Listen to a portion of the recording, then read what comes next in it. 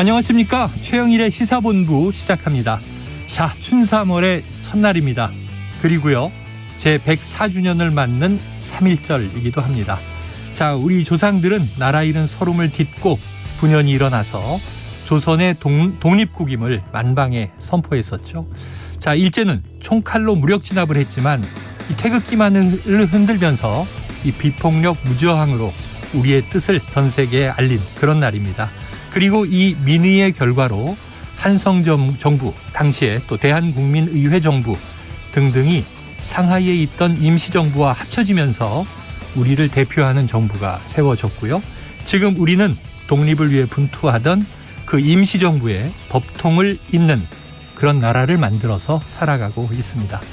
자, 100년 전 조상이 지금의 우리 모습을 본다면 어떤 느낌을 받을까 궁금해지는데요. 자, 어떤 면에서는 이 앞서가는 강국의 장면들을 보면서 너무나 기뻐할 것도 같습니다.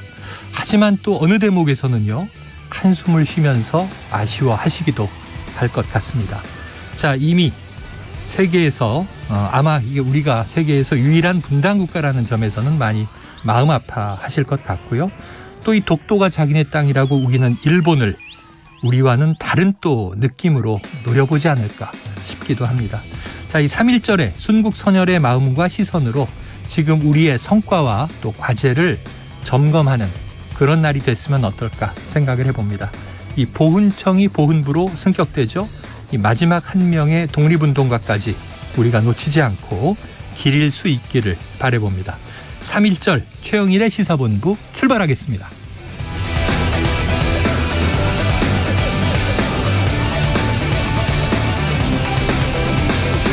네, 1부에서는요, 오늘의 핵심 뉴스를 한입에 정리해드리는 한입뉴스 기다리고 있고요. 2부에서는 화제의 인터넷 뉴스를 다뤄보는 스트릿 뉴스 파이터, 그리고 이어서 국민의힘 전당대회 앞으로 일주일 남았습니다. 천하람 국민의힘 당대표 후보와 현재까지 판세와 앞으로의 전략을 들어보는 시간을 마련했습니다. 그리고 사건 본부까지 만나봅니다. 자, 1부 마지막에 신청곡을 들려드리고 있는데요. 디저트송 오늘도 신청을 받습니다. 오늘 꼭 듣고 싶은 노래가 있으시면요, 문자샵 9730으로 자유롭게 보내주시고요. 짧은 문자는 50원, 긴 문자 100원입니다. 오늘의 디저트송 선정되신 분께는 치킨 쿠폰 보내드리고 있으니까요. 오늘도 많은 참여 부탁드립니다.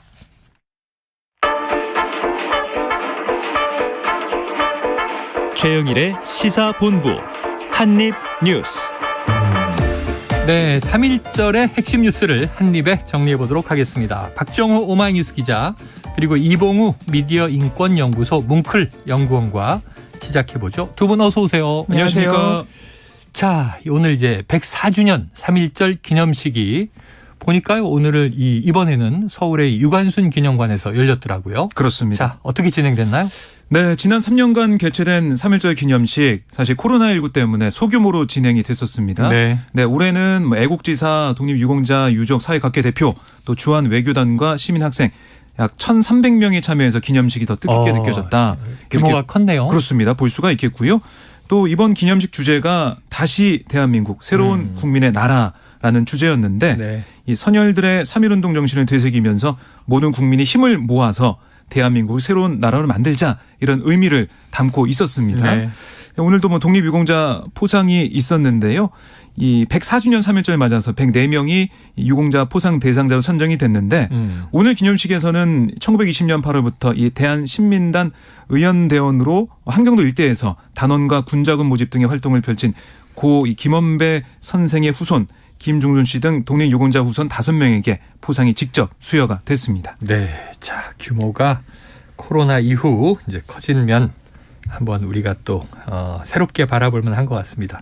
자, 그런데 무엇보다도 이제 항상 대통령의 기념사, 여기서 어떤 메시지가 담겼는가 우리가 주목하게 되는데, 이 윤석열 대통령의 취임 이후 첫 3.1절 기념식이란 말이죠. 그렇습니다. 자, 어떤 메시지가 나왔습니까? 사실 이 3.1절 대통령의 기념사가 주목되는 이유는 지난해 77주년 광복절 축사에도 조금 있습니다. 아, 네. 그때 당시에 작년 광복절 때 윤석열 대통령이 이 독립운동가들은 공산 침략에 맞서 자유민주주의를 지키기 위해 싸우신 분들이라고 발언을 해서 이 독립운동가마저 이 반공주의로 이념적 갈라치기를 하는 것 아니냐 네네네. 이런 지적이 나온 바 있는데요. 기억이 나네요. 그렇습니다. 오늘 기념사가 일단 대단히 짧았습니다. 아, 그래요? 대통령의 3.1절 기념사 치고는 대단히 짧아서 전문을 보시면은 문단으로는 한 11개 정도 되고 한 5분여 동안 발언을 하셨다고요. 근데 비슷한 광복절 논란과 비슷한 논란이 반복될 것으로 보입니다. 그래요? 오늘 대통령의 기념사를 보면요. 3.1 만세운동은 자유로운 민주국가를 세우기 위한 독립운동이라고 얘기를 해서요. 다시 네. 한번 독립운동을 이 자유민주라는 조금은 이념적 정치적인 개념과 연결을 시켰고요. 네. 가장 눈에 띄는 대목은 세계사의 변화에 제대로 준비하지 못해 그 국권을 상실했던 우리 과거를 돌아봐야 한다는 발언을 했습니다. 아, 네네. 이 부분은 일본 제국주의의 한반도 침략 그리고 전쟁 범죄에 대한 책임보다는 네. 오히려 국권 침탈을 당한 우리 쪽에 잘못이 있는 것 아닌가라고 내부 해석될 수 책임론. 있기 때문에 논란이 될 것으로 보이고요. 그리고 일본에 대해서는 과거 군국주의 침략자에서 우리와 보편적 가치를 공유하고 안보와 경제, 글로벌 어젠다에 협력하는 파트너로 변했다면서 또다시 우호 메시지를 보내면서 이것이 과연 3.1절 독립운동가들의 어떤 헌신과 일본 제국주의의 범죄를 되돌아봐야 하는 오늘의 적절한 발언인가 이런 논란이 또 이어질 것 같습니다. 네, 그래요. 결국에는 과거보다 미래를 향해서 나아가는데 방점을 찍었다라고 볼 수가 있겠는데 대통령실 쪽 얘기를 들어보면 역시 이제 미래 세대를 위한 안보, 경제 활성화, 일자리 창출 이 모든 면에서 한일 관계 개선이 중요하다. 이런 인식에 바탕이 돼 있다는 겁니다. 그게 윤석열 정부의 입장이고 이게 기념사에도 녹아 있다. 이렇게 설명을 했습니다. 그 오프닝에 이 독도는 일본 땅이라는 주장을 제가 괜히 넣었나요? 네. 우리 조상들이 지금 와 보시면 일본은 여러 가지 경로로 지금 독도는 자기들의 땅이다. 지금 이 한미일 이제 군사 연합 훈련을 하고 있는데도 해도에 이게 Sea of Japan 일본해라고 지금 써 있어서 논란이 있는데 자 어쨌든 우리가 또 짚어야 할 것들은 짚어야 할 것 같습니다. 자 이재명 대표도 기념식에 참석했더라고요. 자 뭐 이 윤 대통령과 인사를 뭐 나누는 모습 있었나요? 네, 오늘 행사 이후에 윤 대통령과 이재명 대표가 악수를 했습니다. 네. 근데 그 짧은 순간 이 악수하고 바로 이제 헤어지는 모습을 볼 수가 있었기 때문에 어떤 얘기를 나누거나 그러지 않았다고 전해지고 있고요.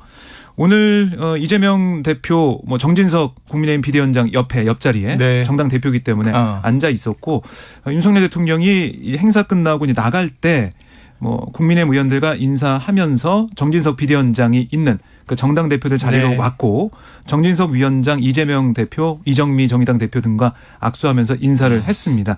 자, 아무래도 뭐 이재명 대표 이번에 뭐 체포동의안 표결도 국회에서 있었고 이런 여러 가지 이제 과정에서 정부가 각을 세우고 있기 때문에 그렇죠. 어떤 얘기를 또 나누지 않을까. 또 이렇게 조우하는 만나는 이 모습이 별로 없었잖아요. 그랬죠. 그동안 별로 없었던 상황이고 또 여야 뭐 대표들이 함께 대통령 만나는 그런 일정도 없었기 때문에 기자들이 좀 많이 이 상황을 좀 보고 있었는데 악수만 나눴다라고 볼 수가 있겠고 자 그리고 이제 이재명 대표도 오늘 3.1절을 맞아서 SNS에 글을 남겼습니다. 그래서 어떻게 얘기를 했냐면 우리의 운명을 우리 스스로 결정하겠다는 3.1 운동 정신 대한민국의 원동력이 됐다.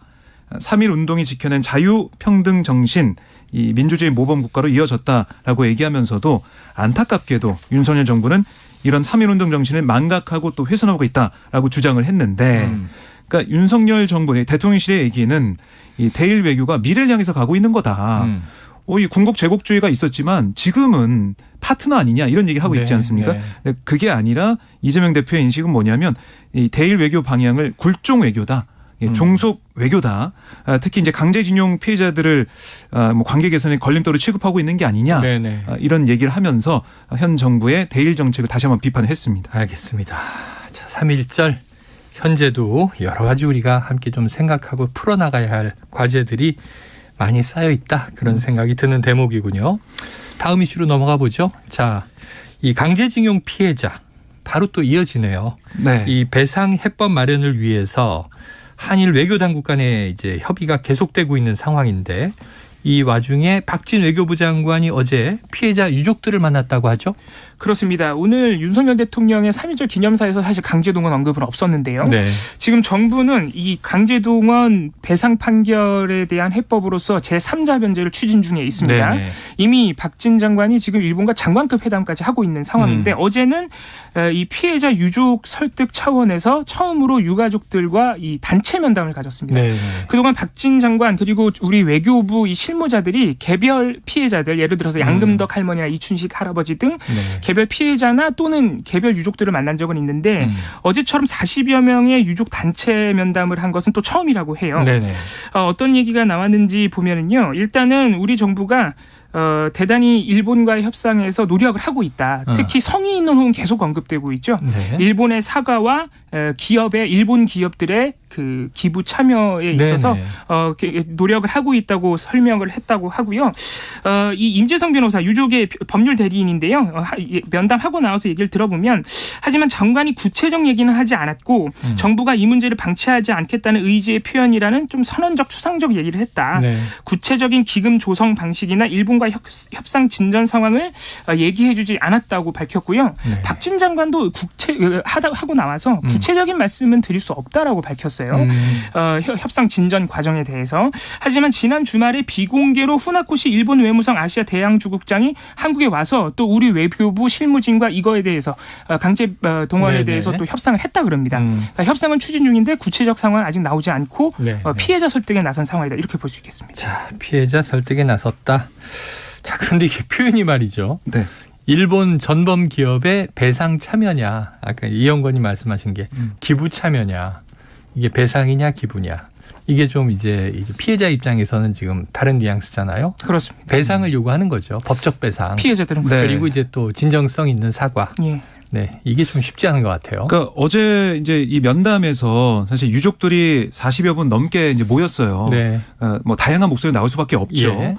그래서 뭐 지금 한국 정부의 입장에 대해 긍정적으로 판단하시는 분들도 있었고 아니고 이 지금 당신들이 정부가 해야 될 게 일본 사과 배상을 어떻게 받을지 이런 것들을 유족들과 함께 작전을 또 전략을 짜야 되는데 왜 우리의 판결을 없애려고 그러냐 격앙된 네네. 분위기의 얘기도 있었고 그런데 이런 여러 가지 의견 중에 이제 모아진 공통된적인 부분은 확정 판결을 받은 건뿐만 아니고 소송이 계류 중인 건 네. 조속 해결해야 되고 또 일본의 사과 필요성 이 배상 뭐 보상 이 금전적인 문제보다도 일본의 사과가 있어야 된다. 네네. 이건 공통적인 얘기였다고 해요. 여기에 유족들의 의견을 이제 들은 정부가 앞으로 네. 이제 일본과의 어떻게 또 협상을 할지 좀 지켜봐야겠습니다. 그래요. 자, 이게 지금 오늘 다 3.1절과 직접 관련되어 있는 이슈들입니다. 3.1절 기념식 그리고 이 강제징용 이 피해자들에 대한 일본 측 전범 기업의 네. 배상과 사과 이거 어떻게 될 것인가? 지금 정부가 추진하는 이제 제3자 변제 방식. 이제 일단은 뭐 피해자들이 받아들이는 게 제일 중요할 것 같고 또 일본 기업, 일본 정부의 입장도 중요할 것 같고요. 제가 아까 오프닝에서 독도는 일본 땅이라는 주장 괜히 했나요? 했더니 네. 오프닝 못 들으신 분이 오해하실 수 있어요.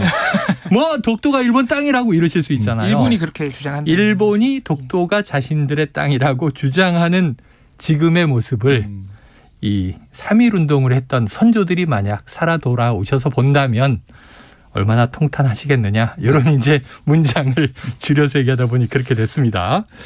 자, 이건 좀 이제 제가 풀어서 설명을 드렸고요. 다음 이슈로 가보죠. 자, 최근에 정부가 3대 개혁, 그 첫 번째가 이제 노동개혁, 그 중에 이제 또 핵심이 노조개혁 이렇게 돼 있습니다. 이 특히 건설 현장의 폭력 행위를 근절하겠다. 대대적인 단속에 이제 나서고 있죠. 네. 자, 민주노총 건설노조가 어제 대규모 집회를 열었어요. 그렇습니다. 현재 윤석열 대통령, 윤석열 정부가 사실 연일 지금 노동개혁을 주장하고 있고 네. 요구하고 있고 어제 대통령 발언에서는 이 경제를 좀 탱글탱글하게 만들어야 된다. 네. 그래서 노동유연화를 강조했는데 다시 한번 내용은 이 건설노조의 불법을 엄단해야 된다는 것과 노조회계 공개에 대한 강조였는데요. 네네. 어제 서울 경복궁 종각경찰청 앞에서 사전 집회를 열고 숭례문 앞으로 대규모 집회를 연 건설노조 조합원들 그리고 민주노총 조합원들이 총 4만여 명 명이나 모집을 했다고 합니다. 네. 이게 거의 전국 건설 노조원의 절반가량이 참석한 거로서 하루 집회이긴 하지만 사실상 파업이나 다름없는 수준으로 지금 노조 조합원들이 굉장히 분노를 표출하고 있는 상황이었고요. 네. 어제 집회를 한 이후에는 대통령실과 가까운 삼각지역까지 행진까지 했는데 경찰 기동대가 무려 100개 이상 7천여 명이 배치가 돼서 네. 특히 경찰이 모든 불법 행위를 엄단하겠다고 예고를 했는데 다행히도 큰 충돌은 없었다고 하고요. 이 자리에서 양경수 민주노총 위원장이 전면적 탄압이 또다시 발생한다면 즉각 총파업에 돌입하겠다고 선언을 했고요. 네. 건설노조 장옥기 위원장은 건설노조를 건폭이라 매도하고 탄압하는 윤석열 정권이야말로 국가 권력을 사적으로 이용하는 검찰 독재, 검찰 폭력, 건폭 아니냐라며 윤석열 대통령의 건폭이라는 신조어를 건폭이라는 단어로 돌려주기도 했습니다. 네. 자, 대통령은 건폭이다. 이 사이즈가 딱 건폭이다. 이런 얘기를 이제 신조어가 만들어졌는데 오히려 이제 노동계 쪽에서는 정부가 건폭이다. 그러니까 이제 건설 폭력배냐, 검사 폭력이냐 이렇게 이제 또 맞대응이 되는 것 같아요. 네. 특히 뭐 이제 건설 폭력 여기 여러 가지 이 얘기를 하면서 불법 행위를 정부가 나열했었는데 네. 그중 이제 원래비 부분이 있었습니다. 맞습니다. 그러니까 이 건설 현장에서 공사기간 단축을 위한 작업과 또 이제 위험하고 하지 말아야 할 작업, 이 작업을 하는 대가로 받는 게 원래비다라는 게 어제 건설 노조 노동자들의 주장이었거든요. 이게 뭐 불법이냐? 그러면 앞으로는 원래비 받지 않겠다. 이렇게 선언하면서 대신에 건설 현장에 만연한 초과 근무, 또 위험한 작업 이것도 거부하겠다. 그래서 뭐 8시간 근무하겠다 이렇게 얘기하면서 이 주 52시간 초과 작업 지시 그리고 안전 규정을 위반한 작업을 거부하겠다는 얘기도 했어요.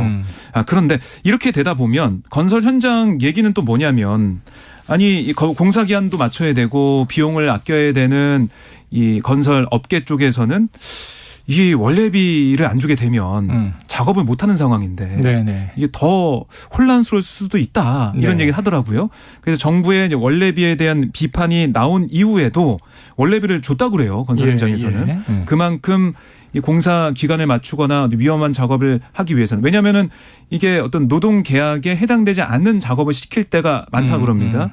왜냐하면 이 예를 들면 공사 현장 쓰레기 이걸 지게차를 고용해 수거해야 되지만 타워 크레인으로 옮겨달라는 얘기를 한다고 그래요. 그러니까 이게 지게차 불러서 하는 게 규정에 맞는 거지만 그렇게 안 한다는 거죠. 그러면서 수고비 쪽으로 돈을 더 주는 이런 상황이 이어진다는 건데 그게 만약에 막혔을 때 그리고 노동자들이 8시간 근무하고 이제 돌아갈 때 그럼 다시 또 노동자를 또 고용을 하거나 해야 되는데 그럴 때 어떻게 할 것이냐. 그러니까 우리가 지하철 뭐 파업 기관사 파업이나 이런 걸 앞두고 준법 투쟁하잖아요. 그래서 서는 시간 뭐 몇십 초, 몇 분 이거 지키면서 하다 보면 막히거든요. 계속 전동차가 막 대기하고 이런 상황이 벌어질 수가 있어요. 그럼 시민들 불편을 겪는 모습을 볼 수가 있었는데 그런 준법 투쟁이 건설 현장에서 이루어지게 될 때 과연 그 피해는 또 어떻게 할 것이냐.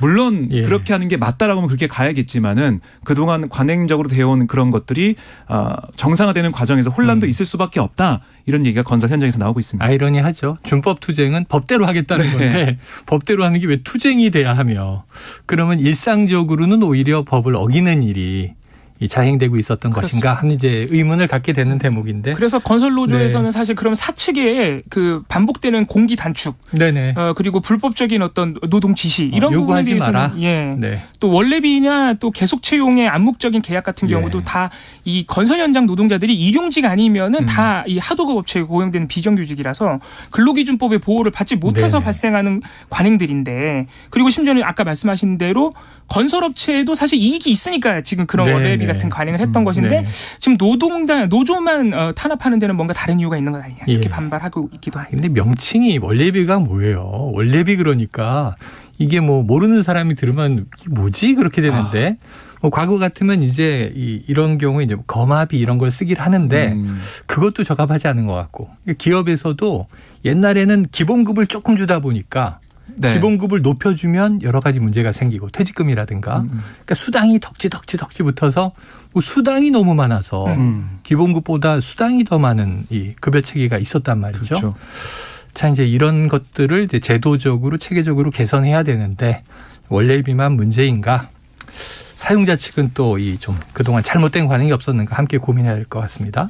자, 그런데 이제 이러다 보니까 이봉호 연구원님, 이 강경한 정부의 노선은 당장 변할 것 같지 않고요. 자, 지난주에 노동시간 주 64시간 선택제에 이어서 지금 노조에 대한 회계 장부 공개 압박 계속 이어지고 있지 않습니까? 그렇습니다. 27일에도 정부의 이 회계 장부 제출에 관한 계획 발표가 있었는데요. 네. 이미 노조에 대해서 특히 양대 노총에 대해서 지원금을 배제하겠다. 회계 장부를 제출하지 않은 노조에 대해서는 지원금을 배제하겠다는 계획을 이미 발표했습니다. 네. 그래서 심지어는 지원금을 주는 지원 사업을 주는 기준을 원래는 노조로 한정돼 있었는데 이거를 노동자 협의회 같은 작은 단체들에게도 주는 걸로 바꿨어요. 네. 바꾸겠다는 보관을 밝힌 상태인데 27일에는 현재 15%로 되어 있는 노조 조합비 세액공제도 회계장부로 제출하지 않은 노조들에 대해서는 배제하는 네. 소득세법 시행령 개정안을 검토하겠다라고 발표를 했습니다. 어떻게 보면 노조에 대한 돈줄 제기가 더 이제 제도적으로 본격화될 수 있다고 보이는데요. 또 한 가지 24일에는 아까 말씀하신 대로 고용노동부가 현재 진행 중인 주 52시간제 유연화에 있어서 원래는 이거를 그 추가 근로 12시간에 대한 단위 기간을 월, 분기, 반기, 연 단위로 확대하면 네네. 이게 주 69시간 노동도 된다 그래서 논란이 까지도 됐었는데 가능하다 이렇게 얘기가 그래서 됐었죠. 사실 고용노동부에서는 11시간 연속 휴게를 주겠다 그랬어요. 네네네. 근데 이거를 24일 날 약간 수정한 겁니다. 그 이유를 봤더니 일단은 산업재해가 인정되는 기준이 주 64시간이라고 합니다. 네. 그래서 69시간이 되면 그걸 넘어가니까 조금 문제가 발생하고 또 한 가지는 한창 바쁠 때를 위해서 좀 더 길게 일하라고 이렇게 유연화를 하는 것인데 노동시간을 이거를 11시간 연속 휴식을 주면 예를 들어서 아침 9시 출근한 분은 반드시 밤 10시에는 퇴근해야 된다 그래요. 네네. 그래야 11시간 자고 나오니까. 그렇죠. 그러면은 밤 10시에 퇴근하면 우리가 일 많을 때 노동시간 늘려주는 취지가 약화된다 이거죠. 그래서 그 대신 연속 휴게 11시간 없는 주 64시간 을 도입해서 주 69시간과 64시간을 선택하게 하겠다. 네네. 이런 보관을 밝혔는데 사실 이 부분은 정부가 적극 지원하겠다는 입장을 밝힌 소위 말하는 MG노조 새로 네. 고침 노동자 협의회에서도 이 주 64시간에 대해서는 반대 입장을 표명하고 있습니다. 이야, 근데 휴식 없이 그냥 한참 바쁠 때는 달린다. 이게 사람이 기계는 아닌데 그럼 적정한 건강 유지에 최소한의 기준은 무엇인가 이런 것도 우리가 또 함께 고민해 봐야 될 상황입니다. 자, 지금 3.1절이고요. 수요일인데 휴일이긴 합니다만 12시 37분 넘긴 시간. 자, 휴일의 점심시간 교통 상황을 좀 알아보고 이슈를 이어가도록 하겠습니다. 교통정보센터에 이승미 리포터 나와주세요. 네, 이 시각 교통 상황입니다. 오늘 오후 1시부터 5시까지 예정된 집회와 행진으로 서울시내 세종대로 숭례문 방향으로 동화면세점에서 대안문까지 전차로 통제되고 있습니다. 또 동화면세점 앞은 반대 방향 3개 차로까지 통제가 되고 있고요. 행진은 동화면세점에서 출발해서 삼각지 파출소까지 이동합니다. 5만 명이 이동하는 만큼 주변 도로가 혼잡할 것으로 보입니다. 주중에 맞는 휴일이기도 하고 개학을 앞두고 있어서 고속도로 나들이 차량은 많지 않습니다. 영동고속도로 강릉 방향으로 용인에서 양지터널까지 6km 구간 정체고요. 경부고속도로 부산 방향으로 잠원에서 서초까지나 신갈에서 수원까지 막히고 오산에서 남사 부근까지 밀립니다. 또 천안나들목에서 천안 분기점까지 속도 안 나고 있고요. 남부권 부산 외곽고속도로 기장 방향으로는 철마 4터널 출구 부근에서 사고가 나서 부근 1km 구간 정체됩니다. KBS 교통정보센터였습니다.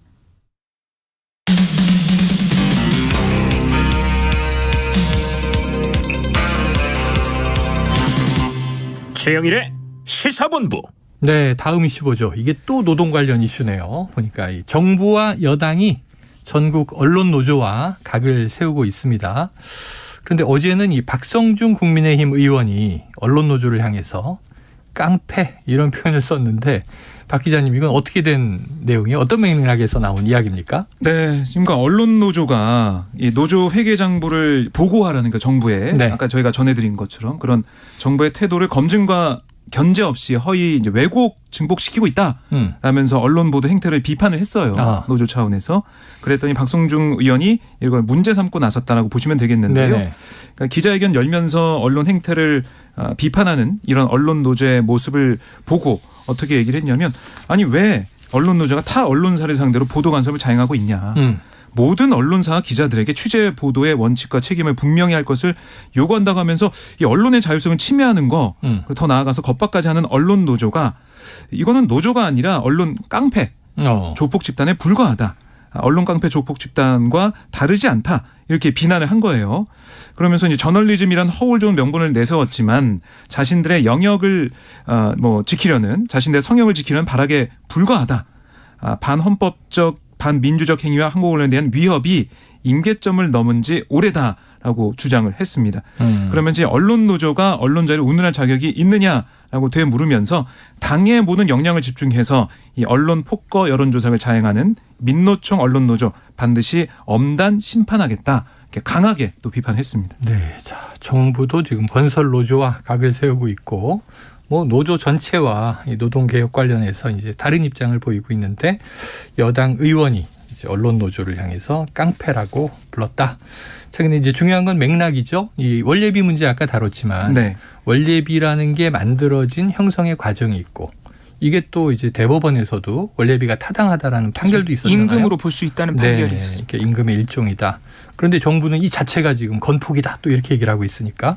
자, 전국 언론노조가 정부의 노조 정책에 대해서 이제 뭐라고 언급했길래 깡패라는 말까지 등장을 한 걸까요? 아까 박정우 기자님 말씀하신 대로 일단 이 정부의 노조 정책에 대해서 노동조합을 부패 집단으로 몰고 폭력배 취급하는 허위 과장으로 점철된 선동적 주장이라고 강하게 비판했고요. 네.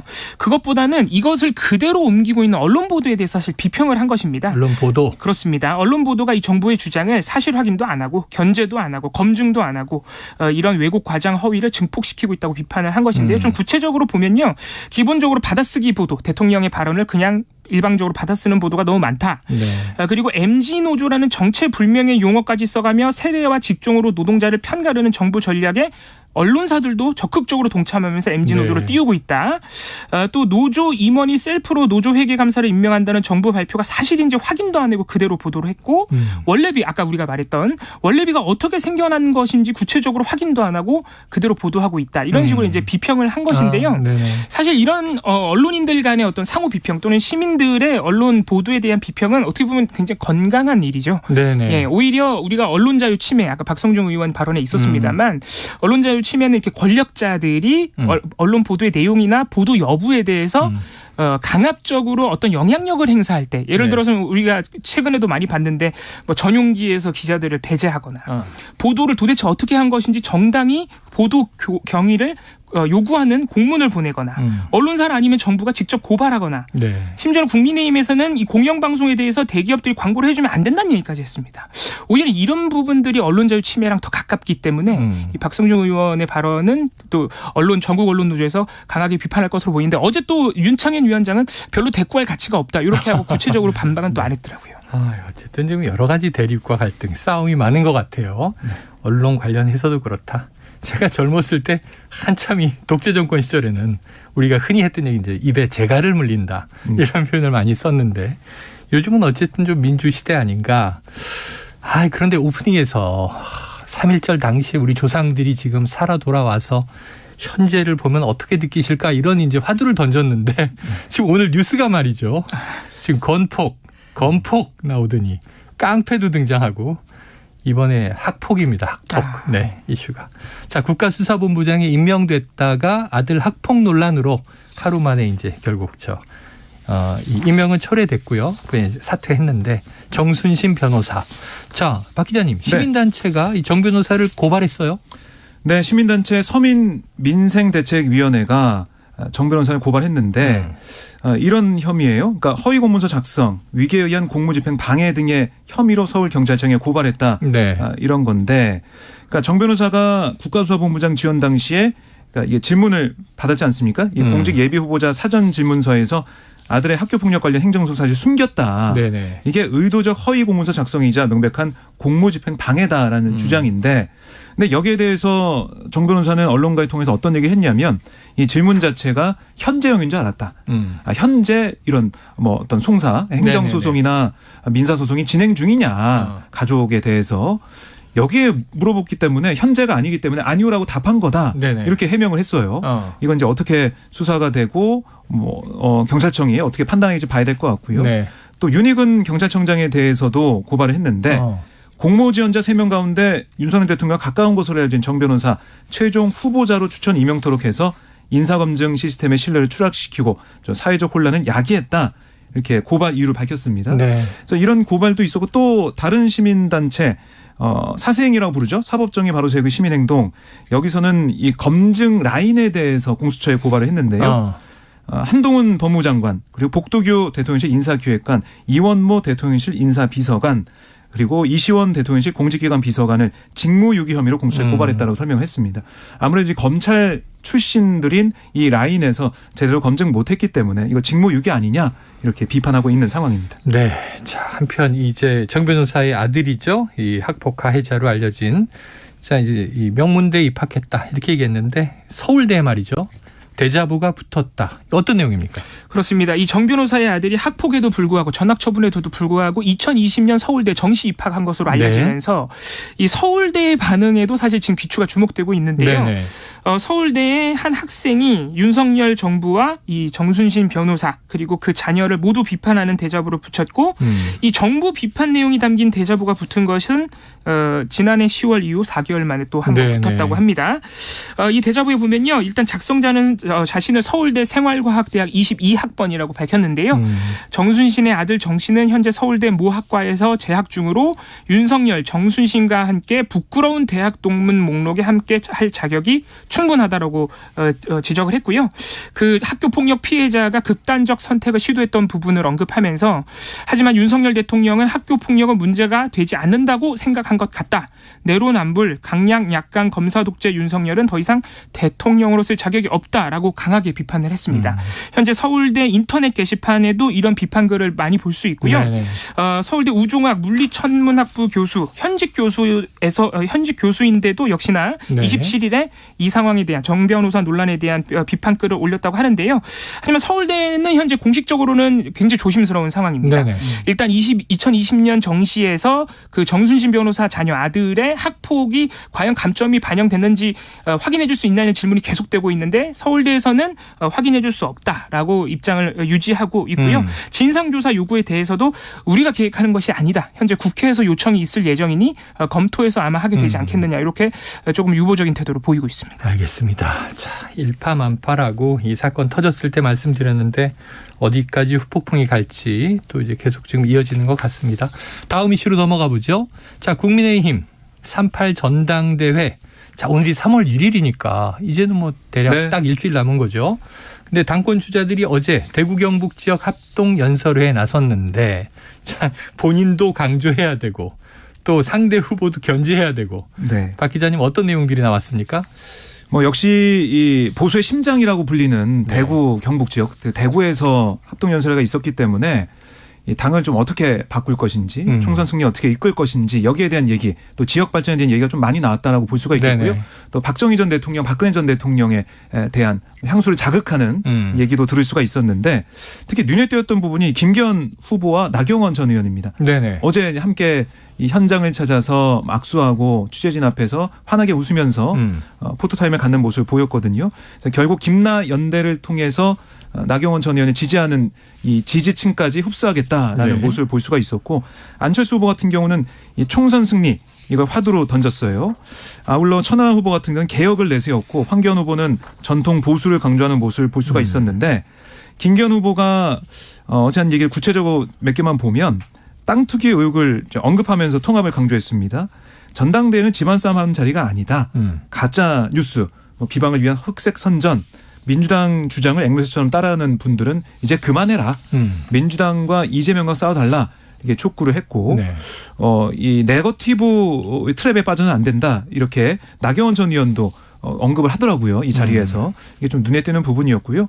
안철수 후보는 이 비전과 도덕성을 내세웠는데 특히 이 대통령의 이 기대 관리, 그 기대서 관리형 당대표가 어떻게 총선 승리 이끌 수 있겠냐 지지를 호소하는 모습이었고 천하람 후보는 어제 보니까 이 대구 경북 지역 TK 지역구 의원들의 이름을 한 분 한 분 거명을 하더라고요. 그래서 이 나경원 전 의원 불출마를 압박한 초선의원 연판장에 이름을 올린 의원들의 이름을 거론하면서 구미를 니쇼링 특구로 지정하는 법안을 대통령에게 촉구하는 연판장을 쓰지 않겠느냐. 그래서 그 연판장을 써서 지난 연판장에 과오를 덮으라 이렇게 얘기를 했어요. 그러니까 나전 의원의 출마를 막아놓고 이제는 뭐 김나연대 이걸 내세우는 이준성 이런 걸 좀 이중성을 지적하는 모습을 볼 수가 있었습니다. 네. 황교안 후보는 이 박근혜 전 대통령이 살던 청와대 내 압수수색 내가 막아냈다. 촛불 세력의 온갖 협박에도 굴하지 않았다. 네. 이렇게 얘기하면서 박 전 대통령 향수를 자극하는 모습을 볼 수가 있었습니다. 그래요. 전당대회를 향한 시간 이제 막바지로 가고 있는데 저희가 오늘은 이제 천하람 후보 2부에서 인터뷰를 하겠습니다. 다음 주에도 또 다른 후보들도요. 저희가 계속 시간 되는 대로 이 초빙을 해서 인터뷰를 좀 가져보려고 하니까 귀를 기울여 주시면 막바지에 이제 중요한 메시지들을 우리가 좀 포착할 수 있을 것 같습니다. 자, 이 내용을 또 좀 보도록 하죠. 이 민주당의 경우에요. 이재명 대표 체포동의안 표결로 드러난 이탈표. 이걸 놓고 지금 여러 가지 뭐 해석과 이야기가 구구하게 나오고 있습니다. 자, 이재명 대표는 당의 화합을 거듭 강조하고 있습니다만 지금 별개로 이 무더기 이탈표 사태가 개파 간 충돌 양상으로 좀 번지는 분위기죠. 그렇습니다. 지금 일단 지지자들 사이에서는 그 이탈표를 누가 냈느냐 하는 사실 확인되지는 않은 국회의원 명단들까지 돌고 있고 지금 일단은 무기명 투표인데 그렇습니다. 심지어는 이제 다음 총선에도 낙선시켜야 된다 이런 얘기까지 나오고 있어가지고 색출 뭐 이런 그렇습니다. 색출 얘기도 나오고요. 그래서 이것을 또 언론 보도로 상당히 많이 나오면서 지금 언론 보도에서는 이재명 대표의 조기 사퇴는 물론이고 민주당 탈당론, 분당론까지 지금 언론 보도가 되고 있는 상황이라 민주당이 굉장히 지금 사실 혼란스럽고 난색을 표하고 있는 것은 사실인데요. 이에 대해서 이재명 대표가 어제 국회에서 열린 민주당의 고위 전략회의에서 이번 일이 당의 혼란과 갈등의 계기가 되어서는 안 된다. 라고 좀 봉합하려는 발언을 했습니다. 의원들 개인의 표결 결과를 예단해서 명단을 만들어 공격하는 행위는 당의 단합에 도움이 되지 않는다. 민주당을 사랑하는 당원들이 중단해 주셔야 된다고 이 당원들에게 지지자들에게 좀 촉구를 하기도 했는데요. 하지만 이 의원들 사이에서도 약간 격론이 지금 잦아들지는 않고 있습니다. 일부 의원들 사이에서는 그 대표적인 비명계 의원으로 알려진 서른 의원이 의원총회에서 압도적 부결을 하자고 해놓고 뒤통수 혹시 친 것 아니냐. 지금 이런 얘기까지 한다고 보도가 나오고 있으니까 여전히 의원들 사이에서도 뭔가 앙금이 오래 가는 것 아니냐 이런 우려가 또 되고 있습니다. 그러니까 이게 여러 가지 해석들이 있는 게 이게 조직 행동이냐 자유투표를 했는데 그런 이제 이탈의 결과가 나온 것이냐. 그런데 지금 이 기권과 무효 합치면 20표도 있지만 찬성으로도 지금 10여 표가 그렇습니다. 15, 16은 넘어갔다 그러니까. 네, 그러다 보니까 지금 SNS를 보면요. 뭐 난리고 제가 또 이 몇몇 의원들을 이제 방송국에서 오가다 만나 뵈니까 자신은 분명히 부결을 찍었는데 부에다 찍었는데 명단에 이름이 올라가서 문자폭탄이 자꾸 온다. 이런 또 하소연을 하는 분도 계시고. 결국에는 의원총회 과정에 있었을 때는 단일 대화가 된다라고 다들 보고 있었는데 왜 의총이라는 그런 공간에서 이런 의견 교환이 없었느냐 여기에 대한 반성도 나오는 것 같습니다. 그래요. 제가 주장하는 게 이게 표로 말한다. 이건 국민들에게는 해당되지만 169명이잖아요. 서로 얼굴 보고 얘기하시면 되지 않나. 이걸 암호처럼 기호로 표시할 필요가 있겠나 이런 생각이 듭니다. 자, 오늘 여기까지 한입뉴스 정리하겠습니다. 박중호 오마이뉴스 기자, 이봉우 미디어인권연구소 문클연구원 함께했습니다. 고맙습니다. 감사합니다. 자, 3.1절의 디저트송은요. 청취자 4177님 이선희의 아름다운 강산 신청합니다. 독립운동가분들이 안 계셨다면 오늘 이 아름다운 나라가 있었을까요? 감사의 마음 간직하겠습니다. 그래서 특별히 오늘 라이브 버전으로 들려드리겠습니다. 노래 듣고 2부로 돌아옵니다.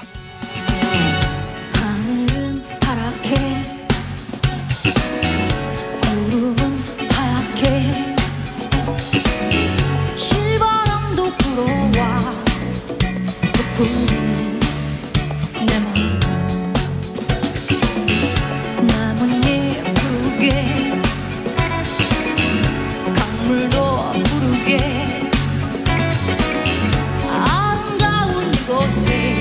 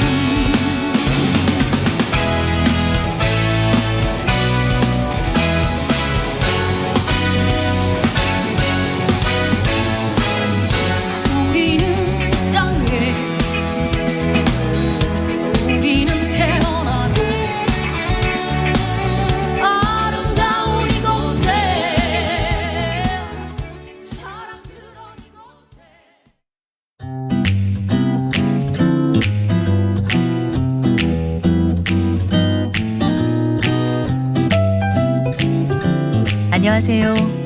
바른말 고운말입니다. 우리 고유어 부사 가운데 시름시름이 있습니다. 보통 시름시름 앓다 같이 어떤 질병으로 인해 아픈 것과 관련된 뜻으로 많이 사용하고 있는데요. 이런 경우에는 병세가 더 심해지지도 않고 나아지지도 않으면서 오래 끄는 모양을 뜻하고요. 시름시름 자체가 이것을 기본 의미로 하고 있습니다.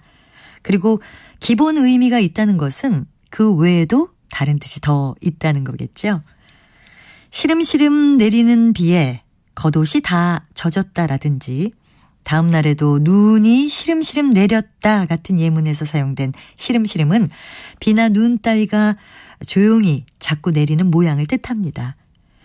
또 다른 뜻으로 쓰이기도 하는데요. 이번에는 문학작품에 나오는 문장으로 들려드리겠습니다. 무슨 낭망이나 한 듯이 시름시름 말을 한다. 이것은 나도양님의 환이라는 작품에 나오는 문장이고요. 이호철님의 소시민이라는 작품에서는 구경꾼들도 시름시름 돌아가고 비로소 집안의 방마다 일제히 불이 켜졌다. 이런 문장이 나옵니다. 여기에 사용된 시름시름은 어떤 행동이 매우 조용히 계속되거나 눈에 띄지 않게 조금씩 변하는 모양을 뜻합니다. 처음 말씀드린 것처럼 우리는 대개 시름시름 앓다 이렇게 사용하지만 시름시름에는 이렇게 다양한 뜻이 있다는 것도 함께 알아두시면 좋겠습니다. 바른말 고운말 아나운서 변희영이었습니다.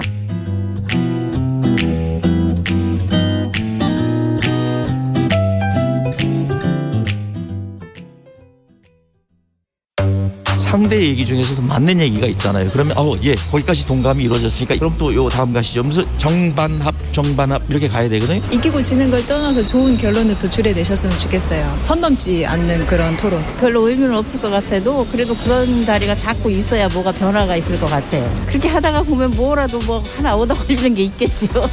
시민논객 여러분을 기다립니다. 평일 저녁 7시 20분 KBS 열린 토론.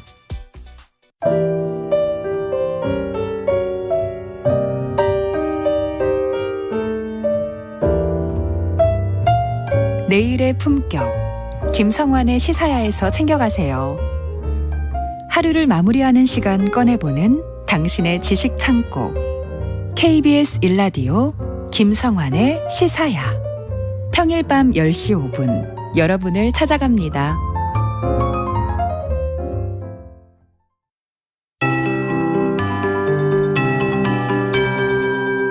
KBS 58분 날씨.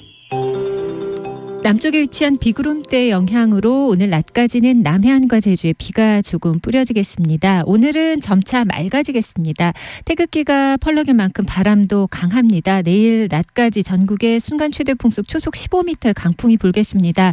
동해안 쪽은 풍속이 초속 20m까지 세지겠는데요. 시설물 관리에 유의하셔야겠습니다. 그리고 대부분 지역에 건조특보가 발효 중입니다. 어제 경북 예천에서 산불이 발생하는 등 건조한 대기하에 산불 속출하고 있는데요. 화재 예방에 신경 쓰셔야겠습니다. 오늘 낮까지는 따뜻한 남서풍이 불면서 평년보다 조금 높은 기온을 유지하겠습니다. 그러나 오늘 저녁부터 급변합니다. 찬 공기가 유입되면서 조금 추워지겠습니다. 특히 강원 산지와 충남, 전북 내륙 곳곳에 한파특보가 발표돼서 오후 9시부터는 발효되겠습니다. 내일 아침 기온 오늘보다 3도에서 8도 끈폭으로 떨어지겠습니다.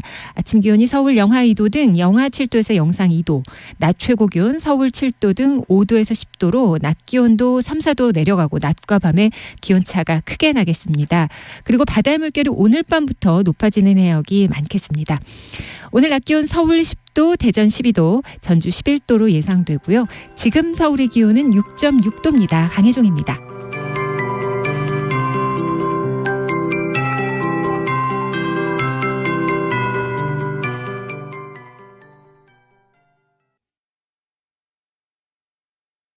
정성을 다하는 국민의 방송 KBS가 한시를 알려드립니다. AM 711kHz, FM 97.3MHz, KBS 일라디오입니다. HLKA.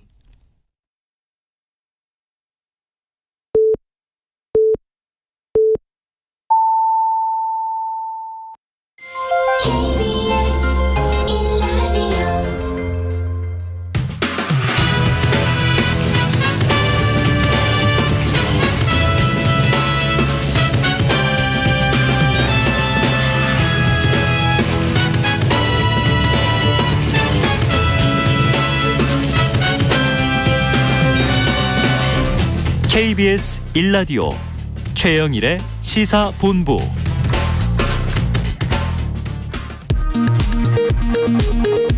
이 시각 라디오 정보센터 뉴스입니다. 윤석열 대통령은 오늘 104번째 3.1절 기념식에 참석해 일본에 대해서 과거의 군국주의 침략자에서 우리와 보편적 가치를 공유하고 안보와 경제, 글로벌 어젠다에서 협력하는 협력 파트너로 변했다고 평가했습니다. 더불어민주당 이재명 대표는 3.1절을 맞아 SNS를 통해 윤석열 정부는 3.1운동 정신을 망각하고 또 훼손하고 있다고 비판하고 역사적 책임과 합당한 법적 배상 없이 신뢰 구축은 불가능하다고 강조했습니다. 박성근 국무총리 비서실장이 건설사 대주주인 아내의 회사 지분을 백지신탁하라는 주식 백지신탁 심사위원회 결정에 불복해 행정심판을 청구했습니다. 수출이 5개월 연속 마이너스 성장하면서 지난달 무역 수지는 53억 달러의 적자를 기록해 12개월째 적자를 기록했습니다.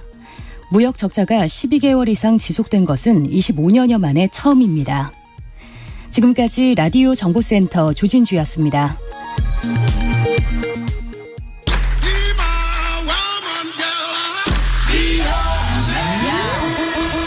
네, 인터넷에서 화제가 된 뉴스들을 다뤄보는 스트릿 뉴스 파이터 시간입니다. 조현정 시사평론가 나오셨습니다. 어서 오세요. 네, 안녕하세요. 자, 휴일인데도 네. 출근해 주시고 고맙습니다.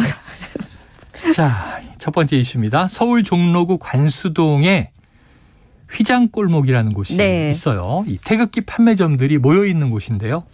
3.1절 특수도 옛말이다. 네. 그런 분위기죠. 아무래도 사실 예전에 비해서도 주택가에서 태극기 찾아보기가 힘들기도 하잖아요. 지금도 개항하는 거잖아요. 네, 그렇죠. 네. 바뀐 적은 없으니까 쭉 네. 계속 하는 건데. 옛날에 뭐 아파트에도 다 네. 가가호 달렸었고. 확실히 많이 줄어든 걸 체감할 수 있는데요. 줄어들었다. 네, 이게 휘장골목이 종로 3가역 뒤편에 있는 골목입니다. 네. 태극기뿐만이 아니라 명패, 트로피 이런 각종 휘장들을 제작해서 판매하는 맞아요. 업체들이 몰려 있는 곳인데 여기가 1950년대부터 자연스럽게 이런 상권이 만들어지면서 휘장골목이라는 이름까지 붙게 된 거고요.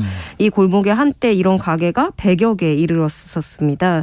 특히 86 아시안게임, 88 서울올림픽 때 한국의 휘장 산업이 급속도로 발달했었고 네.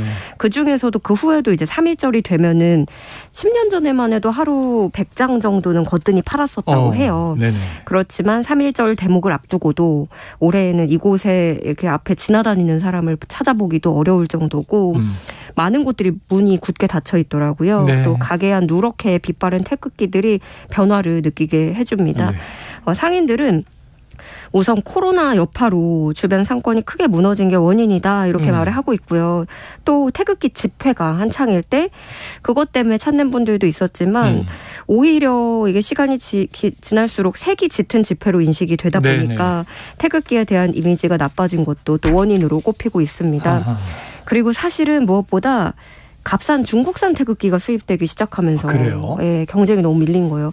그러니까 어느 정도냐면 이제는 공공기관에서조차 다 중국산 태극기를 납품받는 거예요. 아이고. 왜냐하면은 공공기관은 사실 최저가 입찰로 네네. 들어가다 보니까 가격 때문에. 네, 그래서 국산 공장들이 다 폐업을 하게 됐다고 하고요. 네. 그래서 여기 상인분들은 건곤감리도 제대로 박혀있지 않은 중국산 태극기에 국산 태극기가 밀리고 있는 게 현실이다 이렇게 토로를 하고 안타깝다. 있습니다. 네. 그래서 누리꾼들도 요즘 3.1절이라고 해서 태극기 거는 집 보기 힘든 게 맞다. 어쩌다 태극기가 이렇게 됐나. 시중 태극기 중에 기본도 안 지키고 건곤감리 방향도 엉망인 것들이 있던데 네. 중국산이라서 그랬던 거구나. 다른 것도 아니고 국기가 중국산에 침투되다니 씁쓸하다. 이런 반응들 보이고 있습니다. 네. 네. 정말 이 누리꾼의 말대로 좀 씁쓸한 대목인데요. 또 한편으로는 달라진 시대만큼이나 독립운동가를 기리는 또 다른 방식이 네. 탄생했습니다.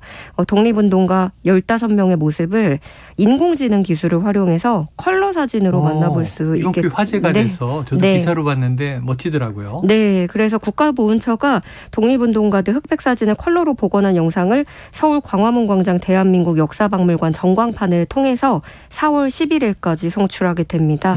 이날은 임시정부 수립일이라서 이때까지 정도까지 송출하는 거고요. 얼굴뿐 아니라 어록까지 같이 실린다고 하니까 지나다니시면서 이제 눈여겨보시면 좋겠습니다. 네. 야, 저 어린 시절에는 그냥 이렇게 탁 이 종이 케이스에다가 네. 태극기를 탁 고이 접어서 담아놨다가 네. 할머니가 이 새벽 일찍 되면 꺼내시던 기억. 네. 그걸 이제 이렇게 깃봉에다가 달아서 집 앞에 꽂던 기억. 최근에 또 지어진 아파트 중에는 이게 미관을 해친다는 이유로 태극기 개양대를 따로 설치하지 않는 것도 많다 그러는데 뭐 아파트만 해도 베란다에 네. 깃대 꽂는 것들이 다 있었잖아요. 아, 이거 좀 어떻게 해야 될까 앞으로. 이게 사실 이 코로나 때문에 태극기 거는 게 줄었다고 하는 건 핑계예요. 태극기가 뭐 우리가 네. 거리두기 뭐 해당되는 건 아니었잖아요. 태극기에 마스크를 씌우는 것도 아니고. 그러니까 그건 큰 상관 없는 건데. 자, 우리가 조금 경각해야 될 것 같습니다. 다음 이슈로 가보죠. 자, 오프라인뿐 아니고요. 대신 이제 온라인에서 또 여러 가지 해시태그를 통해서 또 네. 이런 기념일들을 기리고 역사를 잊지 말자 이런 또 이제 캠페인도 많이 벌어지고 하는데 온라인에서 이 3.1절을 맞아 독립운동가의 삶이 재조명되고 있다 이런 소식이 있습니다. 그런데 보니까 역시 서경덕 교수와 네. 배우 송혜교 씨가 힘을 모았다면서요. 맞습니다. 이 두 사람이 임시정부의 안주인 수당 정정화 영상을 다국어로 제작해서 국내외에 공개하기로 했습니다. 네. 서경덕 교수가 기획과 제작을 맡았고 송혜교 씨가 수원을 하는 거고요. 한국어뿐만이 아니라 영어 내레이션을 입혀서 각각 제작해서 전 세계 누리꾼들에게 널리 전파를 하는 겁니다. 이 수당 정정화는 1919년 3.1 운동이 일어난 후에 시아버지와 남편이 독립운동을 위해서 상하이로 망명을 합니다. 그리고 이를 따라서 상하이로 같이 건너갔는데 이 시아버지가 독립운동단체인 대동단 초대 총재이고 대한민국 임시정부 고문을 지낸 김가진입니다. 수당 정정화는 상하이 임시정부의 안살림을 총괄해서 맡았고요. 뭐 어머니 아내 이렇게 활동한 것뿐만이 아니라 1920년부터 10여 년간 우리나라 이 국내에 수차례 잠입해서 독립운동 자금을 조달합니다. 항일 여성단체인 대한애국부인회 등에서도 활동을 했고요. 그래서 백범 김구는 정정화를 두고 임시정부의 잔다르크다 이렇게 부르기도 한 것으로 네, 알려졌습니다. 이번 일을 기획한 서경덕 교수는 대중들에게 잘 알려지지 않은 여성 독립가들이 많아서 이들의 삶을 재조명하고 국내외에 널리 알리고 싶었다라면서 이번 일을 시작으로 여성 독립운동가들에 관한 다국어 영상을 꾸준히 제작하는 글로벌 캠페인을 펼쳐나갈 계획이라고 밝혔는데요. 서경덕 교수는 워낙 많이들 알고 계시겠지만 그렇죠. 이 송혜교 씨도 서경덕 교수와 같이 그동안에도 이런 일에 힘을 굉장히 많이 쏟아왔어요.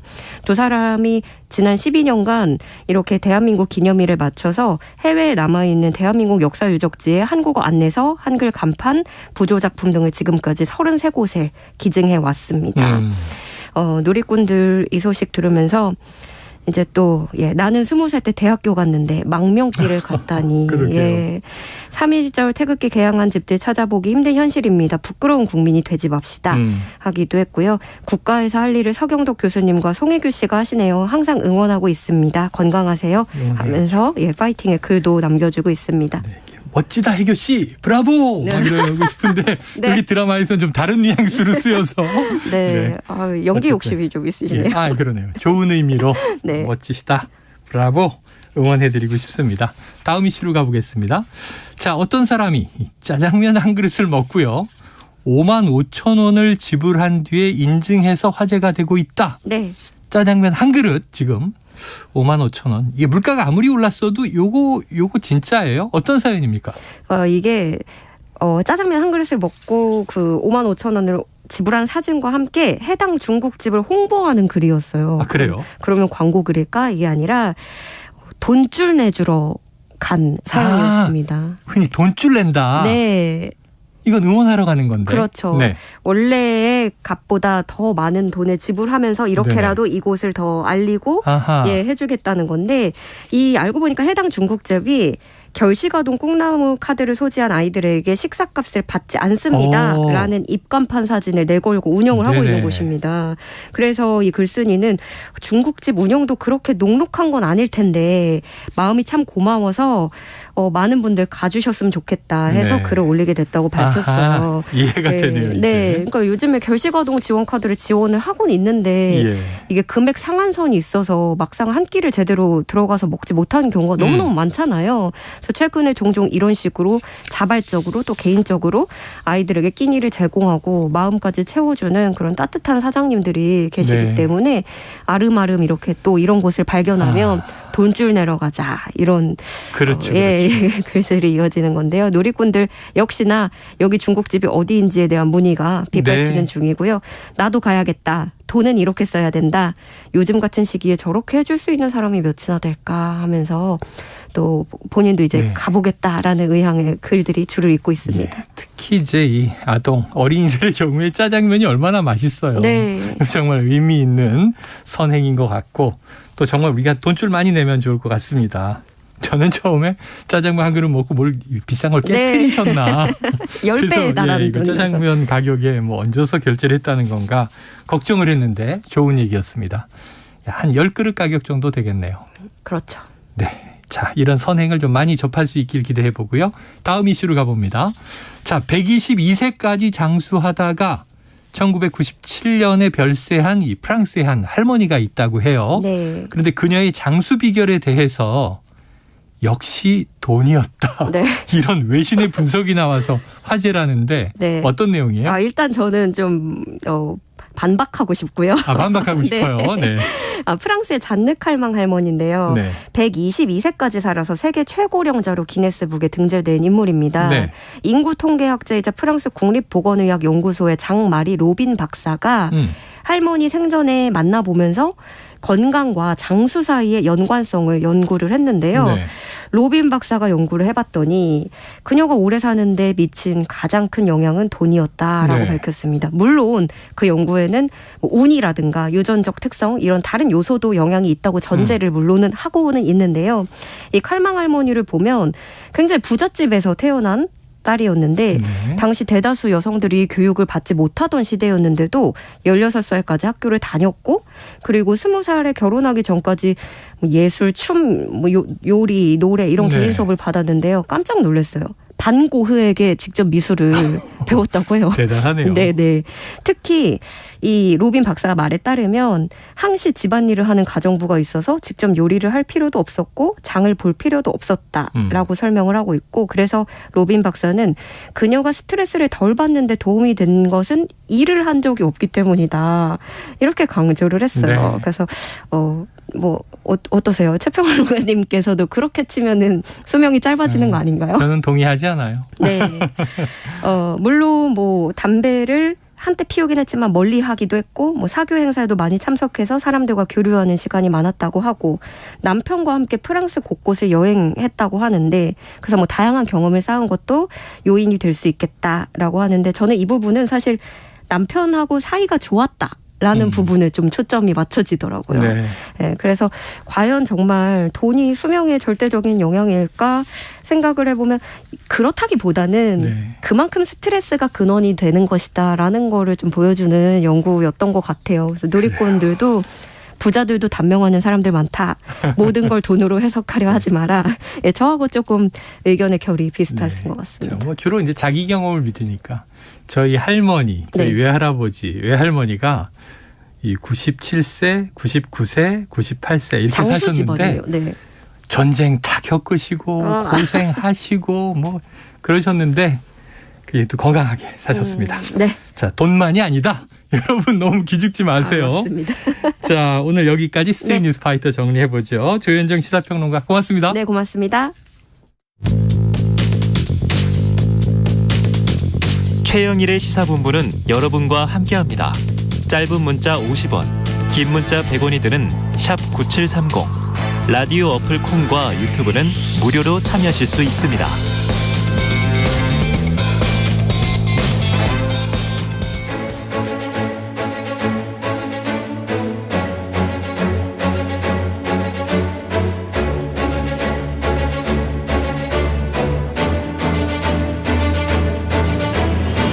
네, 보수의 시각으로 현안을 들여다보는 보수의 품격 시간이죠. 원래 수요일 2부 이 시간인데요. 오늘은 좀 특별하게 천하람 국민의힘 당대표 후보를 직접 만나보겠습니다.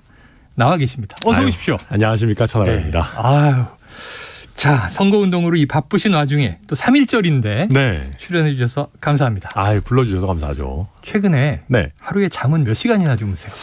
제가 깨어있는 시간이 굉장히 많다 보니까 일단 살이 좀 잘 빠지고 있어요. 아니, 굉장히 저도 종종 방송에서 뵀지만 헬스케지셨어요. 맞습니다. 제가 그리고 특히 연설 같은 거 있을 때는 거의 한두 시간 잘 때도 많아요. 하루에? 연설문을 좀 고쳐야 되고. 네네. 또 저 같은 경우는 연설 준비를 해야 된다고 해서 인터뷰를 줄이거나 하는 스타일도 아니라 가지고 네, 좀 그런 편이 있고 그래서 좀 약간 제 자랑 같지만 살이 좀 빠지면서 황교안 후보님께서 갑자기 요새 최근 인터뷰에서 천하람 후보 뭐 미래의 자산이고 잘생겼죠 이렇게 해주셔가지고 네네. 굉장히 보람찬 선거운동 하고 있습니다. 그래요. 알겠습니다. 자, 오늘 보수의 품격 인터뷰 특별하게 지금 당대표 후보로 나와 있는 천하람 후보 나와 계시고요. 다른 후보들도 또 기회 되는 대로 모실 예정으로 있는데요. 네. 자, 오늘이 마침 제 104번째 104주년이라고 해야 되겠죠. 3.1절인데 SNS에 글을 올리셨더라고요. 자, 숭고한 역사 앞에 부끄럽지 않은 국민의힘을 만들겠다. 자, 코너 제목이 이제 보수의 품격이니만큼 천하람 후보가 당대표가 되면 어떤 국민의힘을 보리라 기대하면 되겠습니까? 권력의 압박에 굴하지 않는 국민의힘이 됐으면 좋겠습니다. 네. 그러니까 사실은 그때 당시에도 굉장히 엄혹한 시절이었고 우리로 치면은 약간 윤핵관의 지배가 영원할 것 같고 윤핵관들이 다음 공천에서 내 생사 여탈권을 쥐고 있을 것 같고 그런 엄혹한 세월이지만은 그럼에도 불구하고 옳은 목소리는 터져 나오기 마련이고 그게 사실 저에 대한 지지로 지금 나오고 있다고 생각합니다. 그래서 저는 우리 당이 정말로 권력자의 압박에 굴하지 않고 소신 있고 능력 있는 사람들이 진짜 3.1운동처럼 막 터져 나올 수 있도록 그런 당을 만들고 싶습니다. 네. 3.1절에 윤핵관의 엄혹한 시대 여기에 비유를 해주셨습니다. 네, 자, 윤 대통령도 오늘 104주년 3.1절 기념식에 이제 메시지를 냈는데요. 그런데 이제 내용이 주로 일본과의 화해 협력 이렇게 강조하다 보니까 조금 논란이 될 수 있겠다 하는 얘기를 저희가 일부에서 분석을 했는데 어떻게 들으셨어요? 그러니까 물론 이제 일본 같은 경우에는 우리랑 자유민주주의라든지 아니면 뭐 어떤 시장경제 질서라든지 이런 부분에 있어서 굉장히 많은 부분 공유하고 있는 우리 동북아에 있어서 굉장히 중요한 협력 관계인 거는 맞습니다. 3.1 협력 특히 지금 북한의 핵위협이 있는 상황에서 강조를 할 수 있는데 근데 문제는 많은 국민들께서 걱정하시는 거는 너무 우리만 좀 구애를 하는 거 아니냐. 그러니까 예를 들어 여러 가지 이제 우리 뭐 강제징용, 우리 노동자 문제에 있어서나 이런 부분에 있어서 일본은 그렇게 적극적이지 않아 보이는데 너무 우리만 좀 그렇게 하는 거 아니냐에 대해서 아쉬움이 있으신 것 같아요. 그래서 저는 물론 관계 개선 필요하고 협력 필요하겠지만은 이것이 우리 국민들의 자존심을 다치게 하는 형태가 돼서는 안 된다. 저는 그런 부분은 우리 대통령과 정부에서도 꼭 새겨야 된다. 그렇게 생각합니다. 자, 일본과의 외교 중요한데 국민들의 마음을 다치게 해서는 안 된다. 이 대목을 강조해 주셨습니다. 자, 뭐 이 맞는 말일 수 있지만 시점이 하필 오늘이다 이런 지적도 있는 거예요. 그러니까 일본과 당연히 미래지향적으로 가야 한다는 건 역대 대통령들도 강조했는데 오늘 같은 날 문제가 되는 건 특히 과거사 문제 아니겠습니까? 그러다 보니까 이제 시점. 자, 보통 이제 과거엔 어떠했는데 일본은 중요한 파트너니 앞으로 잘해보자.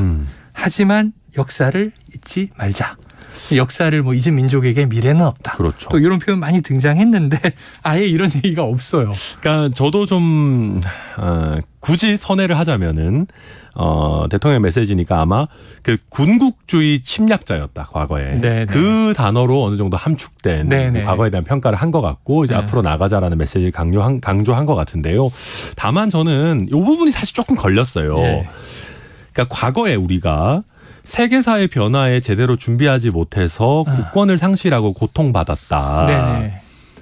글쎄요, 저도 뭐 역사 전문가가 아니라서 이게 뭐 제가 평가 함부로 할 일 아닙니다만은 이게 어찌 보면은 당시에 이제 강대국 위주의 세계 질서 내지는 가해자의 논리를 조금 우리가 그대로 받아들이는 것 아닌가 하는 논란이 또 나올 수 있는 대목이 아닌가 네네네. 생각이 돼서 사실은 그때 당시에 침략한 일본이 잘못한 거지 않습니까? 네네. 아무리 우리가 힘이 약했더라고 해도 침략이 정당화되는 것은 아니기 때문에 그렇죠. 그래서 저는 특히 3.1절이니만큼 우리가 쓰는 어떤 여러 표현들을 조금 더 우리 중심적인 관점에서 네네. 봤으면 좋겠다는 생각이 네. 듭니다. 그래요. 알겠습니다. 자, 어제 저 TK 합동 연설 현장으로 가보죠. 네. 하루 지났습니다만 이 뜨겁기가 본선을 방불케 했다. 이런 이제 후문들이 지금 많습니다. 또 보수의 심장 이렇게 그렇죠. 불리는 지역이다 보니까 수도권에 이어서 선거인단이 가장 많은 지역인데 사실은 순천갑 당협위원장이시지만 고향이잖아요. 네, 맞습니다. 뭘 좀 이렇게 느끼고 어떤 얘기 많이 들으셨어요? 사실은 그 지역 언론에서도 TK의 유일한 당권 주자다라고 해가지고 많이 띄워주셔서 그래요? 저도 너무 감사했고 네네. 사실 제가 한 중학교 1학년 때까지 정도 살았고 네네. 지금도 친척이나 저희 부모님도 사십니다. 네네. 그래서 그렇게 해주셔가지고 저도 너무 감사했고 그럼에도 불구하고 조직력에서 앞서는 김기현 후보가 사실상의 홈그라운드가 아니겠느냐 예상했는데 네. 생각보다 제 팬분들도 제 지지자분들도 네네네. 많이 와주셔서 저도 깜짝 놀랐고 저는 동원 이런 거 안 하니까 약간 연예인병 걸리신 건 아니죠? 약간 뽕이 요새. 네네. 아니 농담이고 너무 네. 감사했죠. 농담이에요. 솔직히. 그리고 황교안 후보 지지세가 네. 생각보다 공고하다. 아, 공고하다. 네, 네. 그런 것들 느끼고 왔고요. 한 가지 제가 좀 걱정되는 거는 TK에서는 확실히 이재명 대표에 대한 비호감, 그러니까 이재명 대표가 사법 처리돼야 된다라고 하는 필요성 굉장히 세게 많이 말씀하십니다. 네네. 정권 바뀌었는데 왜 이렇게 처리가 잘 안 되냐 이런 얘기들 많이 하시는데 그 얘기를 하면서 동시에 붙이시는 얘기가 근데 니네도 별로 잘하는 거 없다. 네네네. 여당 됐더니 또 그 건방지고 오만해져가지고 또 완장 차고 윤핵관이니 뭐니 하는 사람들이 저렇게까지 너무 심한 거 아니냐. 냉정한 비판이네요. 예. 그러니까 이게 제가 지금 보면 지금 오늘 투표하면 TK는 저희를 밀어주실 겁니다. 왜냐하면 이재명 대표가 싫기 때문에. 네네네. 근데 이재명 대표가 만약에 사법 처리가 되고 나서 TK는 과연 그러면 우리한테 어떤 태도를 취해 주실 것이냐. 그러니까 이재명 이후의 선거에 있어서는 저는 많은 좀 과제가 있다. 그걸 느끼고 왔습니다. 그래요. 과제가 있다. 사실은 양쪽 다 싫은 거죠. 어찌 보면. 맞죠. 근데 이제 더 싫은 쪽을 피하는 쪽으로. 그러니까 그게 비슷해요. 사실 호남에서도 민주당이 텃밭이다 이런 얘기 하지만 민주당이 정말 예뻐서 지지하시는 분들은 소수예요. 그러니까 한쪽이 더 미워서. 맞아요. 근데 그게 우리 정치가 문제죠. 좀 더 잘해야죠. 네. 알겠습니다. 자, 그럼 나경원 전 의원이 등장했습니다. 어찌 보면 참 묘하게 이제 불출마를 했는데 그 이후에 또 김나연대라고 이제 소개가 되더니 이제 김기현 후보의 공개 지지 행보를 이제 보인 건데요. 이 등판 시점과 장소 좀 의미가 있다고 보십니까? 제가 봤을 때는 많이 초조하시다. 초조하다? 네, 이 나경원 전 의원에 대한 학폭 3차 가해까지 해가면서까지 등장을 시켜야 될 정도로 좀 초조하다. 네. 과반이 거의 어렵다라고 보시는구나 느꼈고요. 그러니까 제가 학폭 3차 가해라는 게 그런 겁니다. 1차 가해는 말 그대로 정말 장제원 의원 선봉에 서가지고 때리기 시작하고 초선 의원도 연판장 쓰고 했죠. 그러고 나서 이제 불출마시킨 게 불출마시킨 게 1차 학폭이었고 학교 폭력이었고 두 번째가 이제 억지로 굉장히 마뜩 차는 표정에 서로 굉장히 어색한 표정에 사진으로 끌어내가지고 한번 이용하려고 했던 게 저는 2차 가해였다고 보고 2차 가해로는 부족하니까 이제 사실은 마지막으로 TK 연설회라고 하는 저희 전당대회 하이라이트 장소에서 나경원 의원을 갑자기 소환해가지고 거기서 3차 가해를 하면서 심지어는 연설에서 박수까지 나경원 의원에게 보내라라는 거였는데 이게 저는 정말 정치 도의에서 너무 어긋나 있다. 이렇게까지 해야 되나? 두 분이 무슨 약속을 하셨는지 저는 모르겠습니다만은 이거는 지지층에서 봤을 때 너무 과도한 정말 모르겠습니다. 더 강한 표현들 제가 쓰고 싶지 않고 그렇기 때문에 이렇게까지 하면은 저는 김기현 후보가 장제원 의원에 대해서 살신성인이라는 표현을 썼거든요. 근데 나경원 의원한테 한 행동을 봤을 때 누가 장제원 의원이 살신성인했다라고 보겠습니까? 게다가 지금 장제원 의원이 계속해서 또 오를 수밖에 없는데 그런 부담을 감수하고 이번에 학교폭력 3차 가해를 한다는 거는 어찌됐든 지금 한 표가 궁하다. 나경원 지지층 덜 왔다 지금. 그런 표현 판단하신 것 같아요. 자, 급해서 그렇다. 요거 약간 재밌는 비하인드를 하자면. 말씀 궁금합니다. 원래 사실 제 연설문에 저기 앉아 계신 나경원 전 의원에 대해서 연판장을 쓰고 막 이런 비판들이 많이 들어가 있었습니다. 아, 그래요? 예. 그래서 제가 시작하기 전에 나경원 전 의원이 어디 앉아 계시는지도 파악을 해놨어요. 네네네. 왜냐면 그쪽을 가리키면서 이제 저기 앉아 계신 나경원 전 의원 해야 되니까. 근데 저희 연설문이 아무래도 보통 약간 시작하기 전에 기자분한테 미리 드립니다. 그렇죠. 안 그러면 이게 타이핑을 하셔야 되니까. 그렇죠. 근데 그걸 미리 드렸더니 나경원 전 의원이 자리를 피하셨다가 제 연설 끝나고 김기현 후보 연설하실 때는 다시 들어오신 것 같더라고요. 그런 비하인드가. 그러니까요. 네. 뭐 아무튼 그것만 보더라도 지금 나경원 전 의원이 김기현 입장이 후보를 좀 곤란한 거 아닌가? 지지하는 게 입장도 곤란하고 명분도 없다. 명분도 없다. 봅니다. 네. 재밌네요. 이런 또 이제 이야기까지 소개해 주셨습니다. 자, 김기현 후보의 이른바 울산 땅 이거 지금 시끄러웠잖아요. 이 뉴스타파에 또 새로운 보도가 나왔더라고요. 네. 자, 이 김기현 후보가 울산 땅의 원래 소유주의 차명부동산 관련 소송에서 변호사로 활동했다. 김기현 후보 측은 이 변호사 수임을 한 거라 이거 뭐 불법도 아니고 별로 문제 없는 거 아니냐. 이 대목은 어떻게 보십니까? 저는 이거 탈세 의혹이 제기될 수 있다고 봅니다. 탈세 의혹 제기된다? 이게 저희 변호사들이 옛날에 많이 했던 수법과 되게 유사해요. 네네. 그러니까 뭐냐 하면은 저희가 소송에서 이겨가지고 그 돈을 성공보수로 받으면 세금을 많이 내야 됩니다. 그러니까 그걸 돈으로 받으면. 근데 땅을 실제보다 싸게 사는 거예요. 사실상 다운계약서와 비슷한 형태인데 그렇게 하면은 저희가 세금을 많이 줄일 수가 있죠. 그래서 저보다 약간 윗세대의 선배 변호사들은 뭐 일산 땅을 성공보수로 받아가지고 떼부자가 됐다거나 뭐 이런 일들이 생각보다 꽤 있었습니다. 그래서 저는 요거 보면서 물론 제가 단정하는 건 아닙니다. 그렇지만 이거 혹시 성공보수를 대물로 받은 거 아니냐 하는 탈세 의혹이 충분히 제기될 수 있는 부분들이 있다고 보고요. 의혹이니까요. 이거 뭐 제가 단정하는 것은 아니고 특히 당시에 김기현 후보가 사건을 맡았던 재판장과 연수원 동기였다고 해요. 보도에 나오더라고요. 그러면은 전관 변호사로서 꽤 많은 성공보수를 받을 수 있는 지위에 있었던 것이 아니냐라는 게 한 가지가 있고 이 김 씨라고 하는 분, 다른 그 땅 파셨다는 분, 이분과 지금 다른 땅 거래도 했던 것 아니냐, 뭐 여러 추가적인 내용들이 나오고 있기 때문에 이 간단한 관계가 아니다. 그냥 김기현 후보 얘기처럼 교회에 아는 친구분이어가지고 뭐 싸게 사줬다. 그 정도로는 저는 해명이 안 되는 사안이다. 그렇게 봅니다. 네, 알겠습니다. 이제 의혹이 이거 뭐 이제 천하람 후보만의 문제는 아니고 보도가 되다 보니까 맞습니다. 뭐 안철수 후보도 다른 땅도 많다 하더라. 뭐 이런 얘기했고 지금 이제 궁금한 게 IMF 때문에 사업이 어려워진 교회 지인인데 이게 보니까 등기하고 나서 하루 만에 또 파니까. 취등록세만 맞아요. 이게 이해가 잘 안 되는 게 이제 취등록세가 생각보다 꽤 되거든요. 그러니까 그럴 거면은 차라리 우리가 이제 법률적으로 잘 구성해가지고 등기할 수 있는 권리를 바로 넘긴다든지 뭐 이런 기법들도 생각을 해볼 수가 있거든요. 조금 아무튼 석연치 않은 구석들이 많이 있습니다. 알겠습니다. 자, 안철수 후보가 김기현 후보를 향해서 민주당이 다른 자료를 가지고 있다. 다른 땅도 있다. 지금 강공 드라이브를 걸고 있어요. 그런데 이제 최근 여론조사를 보면 김 후보의 지지율에는 별로 영향이 없는 것 같아요. 자, 현장에서의 느낌은 어떻습니까?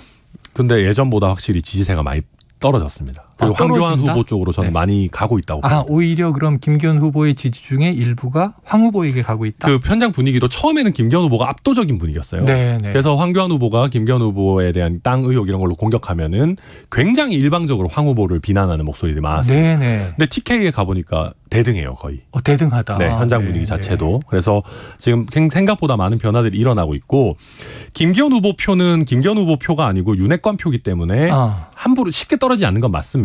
다만 댐에 구멍이 나고 있는 것 같아요. 그러니까 구멍이 지금 송송송 나가지고 50%가 될랑말랑 하면 빠지고 될랑말랑 하면 빠지는 것이고 지금 보면은 예를 들면 뭐 남진 김연경의 꽃을 든 남자, 대통령 탈당, 탄핵이었나요? 대통령 탄핵, 탈당은 또 바이든 날리면 그 다음에 이제 울산 이재명 뭐 이런 식으로 해서 계속 구멍이 나고 있는데 여기서 제가 봤을 때는 한두 개만 구멍이 더 나면은 댐이 이거 지금 무너질 수도 있다. 저는 그래서 김기현 후보 쪽에서도 안심할 수 있는 상황이 아니고 사실상 대체 관계에 있는 황교안 후보 쪽에서 워낙 캠페인을 잘하고 있기 때문에 제가 요새 황교안 후보 쪽 분들 보면은 김기현 꺾을 수 있다 거의 그런 분이에요. 그래요. 네, 그래서 아무튼 이거 생각보다 간단치는 않을 거다 그렇게 봅니다. 그러니까 예전엔 너무 이 관료 스타일, 딱 법조인 스타일로 좀 뭔가 이제 대화가 유연하지 않다 했는데 이번 토론 보니까 너무 재밌어서 많은 분들이 신스티커로 또 꼽더라고요. 부정선거만 아예 버리시면 얼마나 좋겠나. 참 하지만 아쉽습니다. 그 부분은 일관적이다 이렇게 또 그러니까요. 얘기하고 있으니까요. 네. 자, 이 이명박 전 대통령 시절 다스 논란처럼 이게 선거가 임박하면 일단 이게 그냥 쭉쭉 그냥 가는 분위기예요. 근데 저는 이거 원내에서도 이제 흔들리는 분들 곧 나올 거라고 원내에서도? 보고요. 결선 가면 분위기 어떨지 잘 모른다고 봅니다. 특히 저는 이제 제일 큰 게 이제 민주당의 변화입니다. 네네. 솔직히 말해서 저희가 이재명 대표를 상대하는 거면은 네. 여러 사법 리스크 좀 있어도 상관없습니다. 네, 뭐 네. 울산 땅 의혹 제가 뭐 그 다른 분들 표현을 빌어와서 울산 이재명이라고 하지만 예. 진짜 이재명이 계시기 때문에 네. 진짜 이재명 대 울산 이재명의 싸움이면은 의혹 좀 있어도 상관없습니다. 네네. 근데 지금 민주당에서도 어마어마한 숫자의 지금 이탈표들이 나오기 예, 시작했고 그렇게 되면은 특히 민주당은 선거에 진심인 분들이기 때문에 다 수도권 의원들이 많아요. 네. 그러면은 수도권 민심을 의식해가지고 김부겸 비대위원장 아니면 네. 최악의 경우에 김혜영 비대위원장 이런 게 나올 수도 있습니다. 네네. 그러니까 김부겸 비대위원장도 상대하기가 쉽지 않은데 정말 최악의 경우에 김혜영 대 김기현 구도로 붙어버리면은 네네.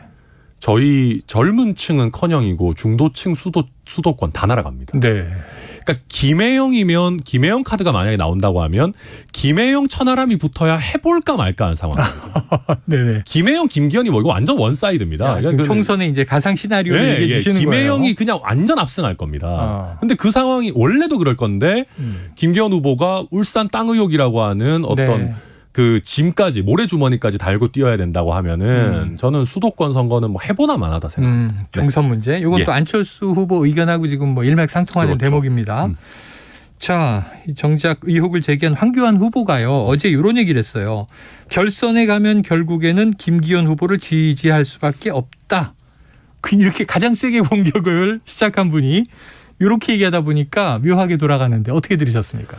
저는 황교안 후보가 이번 선거전 굉장히 훌륭하게 치러 오셨다고 생각했는데 이거는 명백한 실책이라고 생각합니다. 요건 실책이다? 네, 왜냐하면 아무리 본인이 자신감이 있어도 아직은 객관적인 지표 자체가 김기현 후보가 앞서는 상황에서 연대를 시사하는 발언을 하는 거는 무조건 후발주자에게 불리합니다. 예. 그래서 이거는 실책이라고 보고 특히 여러 가지 면에서 김기현 후보와 생각이 많이 다르시고 부정선거 부분도 네, 아마 그럴 네. 것이고 최근에 제가 보도를 보니까 김무성 전 대표가 또 김기현 후보를 지원하고 있다라는 보도가 나왔더라고요. 그래요. 네네. 저는 그 김무성 대표에 대해서 굉장히 비판적인 입장을 보여왔던 네네. 황교안 후보가 이런 상황에서 김기현 후보를 지지하기는 쉽지 않을 거다. 네네네. 그렇게 봅니다. 네. 그래요. 만약에 그렇게 김기현 후보를 황교안 후보가 지지한다면은 자기 부정이죠. 네.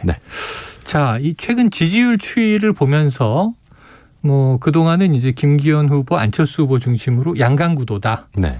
또 이제 뭐 2강 구도다 이렇게 얘기했었는데 지금은 1강 3중으로 굳어지는 거 아닌가 하는 또 이제 분석들을 많이 내더라고요. 그런데 이제 결선 진출에 우리 천 후보가 자신만만하셔서 결선 없이 1차 투표에서 끝날 수도 있다. 뭐 이런 여러 전망들이 구구하게 나오는데 왜 그렇게 생각하십니까? 뭐 제가 방송에서 공개적으로 할 수 없는 여러 자료들도 있지만 그거는 할 수 없는 자료니까 하지 않더라도 지금 저는 천하 3분지계가 거의 완성됐다고 생각합니다. 천하 3분지계다. 예. 이거는 개혁의 천하람, 그다음에 구태의 김기현, 본인 안정이라고 말씀하신 것이고, 그다음에 강경의 황교안이 됐다고 봅니다. 아니 한 명은 빠졌네요. 근데 안철수 후보는 여기 어디 넣어드려야 될지 모르겠어요. 그러니까 제가 아무리 찾아봐도 키워드를 못 뽑겠습니다. 키워드가. 그러니까 이번 선거에 안철수 후보의 키워드는 제 생각에는 윤심 호소 실패밖에 없습니다. 근데 윤심 호소 실패가 어떤 적극적인 지지를 이끌어내는 키워드가 될 수는 없거든요. 포지션을 잘못 잡았다. 잘못 잡았습니다. 그러니까 그러다 보니까 그리고 이제 핵심적인 이제 중원 싸움은 결국은 개혁이냐 구태냐가 될 것이고, 우리 강경 보수의 이제 황교안 후보는 약간 촉나라보다 약간 작아지는 이게 약간 이제 구석에 조금 한 뭐 15% 내외가 있으실 거고, 결국 중원 싸움은 천하람 대 김기현 구도로 굳어진 거 아니냐. 그래서 당원 블럭을 놓고 봤을 때 안철수 후보를 굳이 찍어야 되겠다고 하는 당원이 누구실지 제가 잘 그려지지가 않습니다. 그래요. 자, 그럼 1차 투표에서 전제는 이런 거잖아요. 1차 투표에서 김기현 후보가 과반을 못 넘긴다. 천하람이 2등한다. 그렇죠. 그게 결선에 간다는 얘기인 거죠. 저는 조금 표현이 그렇지만 오늘 당장 당원 투표를 한다 그랬을 때 안철수 후보 지지가 생각보다 굉장히 낮을 수 있다. 저는 황교안 후보에게 앞선다고 단정하기도 쉽지 않다고 생각합니다. 그래요. 왜냐하면 황교안 후보가 워낙 탄탄한 지금 지지를 확보하고 있고 네. 그렇기 때문에 또 동시에 김기현 후보가 저는 과반하기 쉽지 않다. 유일한 카드는 저는 황교안 후보와의 연대 아닌가 그렇게 생각합니다. 그래요. 네. 자, 청취자 문자 하나 읽어드리겠습니다. 9414님. 저는 야권을 지지하지만 야권 지지자임을 밝히셨어요. 하지만 천하람 후보의 당선을 진심으로 응원합니다. 전략적으로 응원하는 게 아니라 진심으로 네. 저런 사람이 됐으면 좋겠다. 이유는 매우 간단합니다. 말이 통한다는 것입니다. 이게 정치인에게 되게 중요한 것 같아요. 중요하죠. 네. 소통이 된다. 이준석 전 대표와도 결이 다릅니다. 이렇게 이제 토를 달아주셔서 그거 여쭤볼게요. 자, 이준석 그림자가 너무 짙어서 확장성이 떨어진다 이런 지적도 있어요. 어떻게 보세요?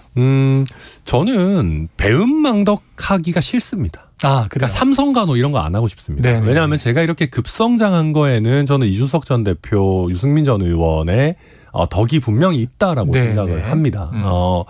그래서 여기서 저도 하루에도 수십 번씩 막 문자 옵니다. 이준석만 버리면은 뭐 어떻게 되고 뭐 확장이 되고 뭐 하는데 저는 그런 문제는 아니라고 생각을 하고 제가 이준석 전 대표와 다른 모습을 그냥 보여드리면 되는 거고 방금 문자 주신 분도 좀 그런 걸 좀 느끼고 계시는 거 아닌가 싶고 제가 개인적으로 좀 뿌듯함을 느낄 때는 유승민 전 의원의 지지율보다 조금 더 잘 나오는 여론조사들이 이제 조금씩 나오고 있습니다. 그래요. 그럴 때 그래도 제가 우리 개혁 진영을 어찌 보면 뭐랄까요 망가뜨리진 않고 있구나.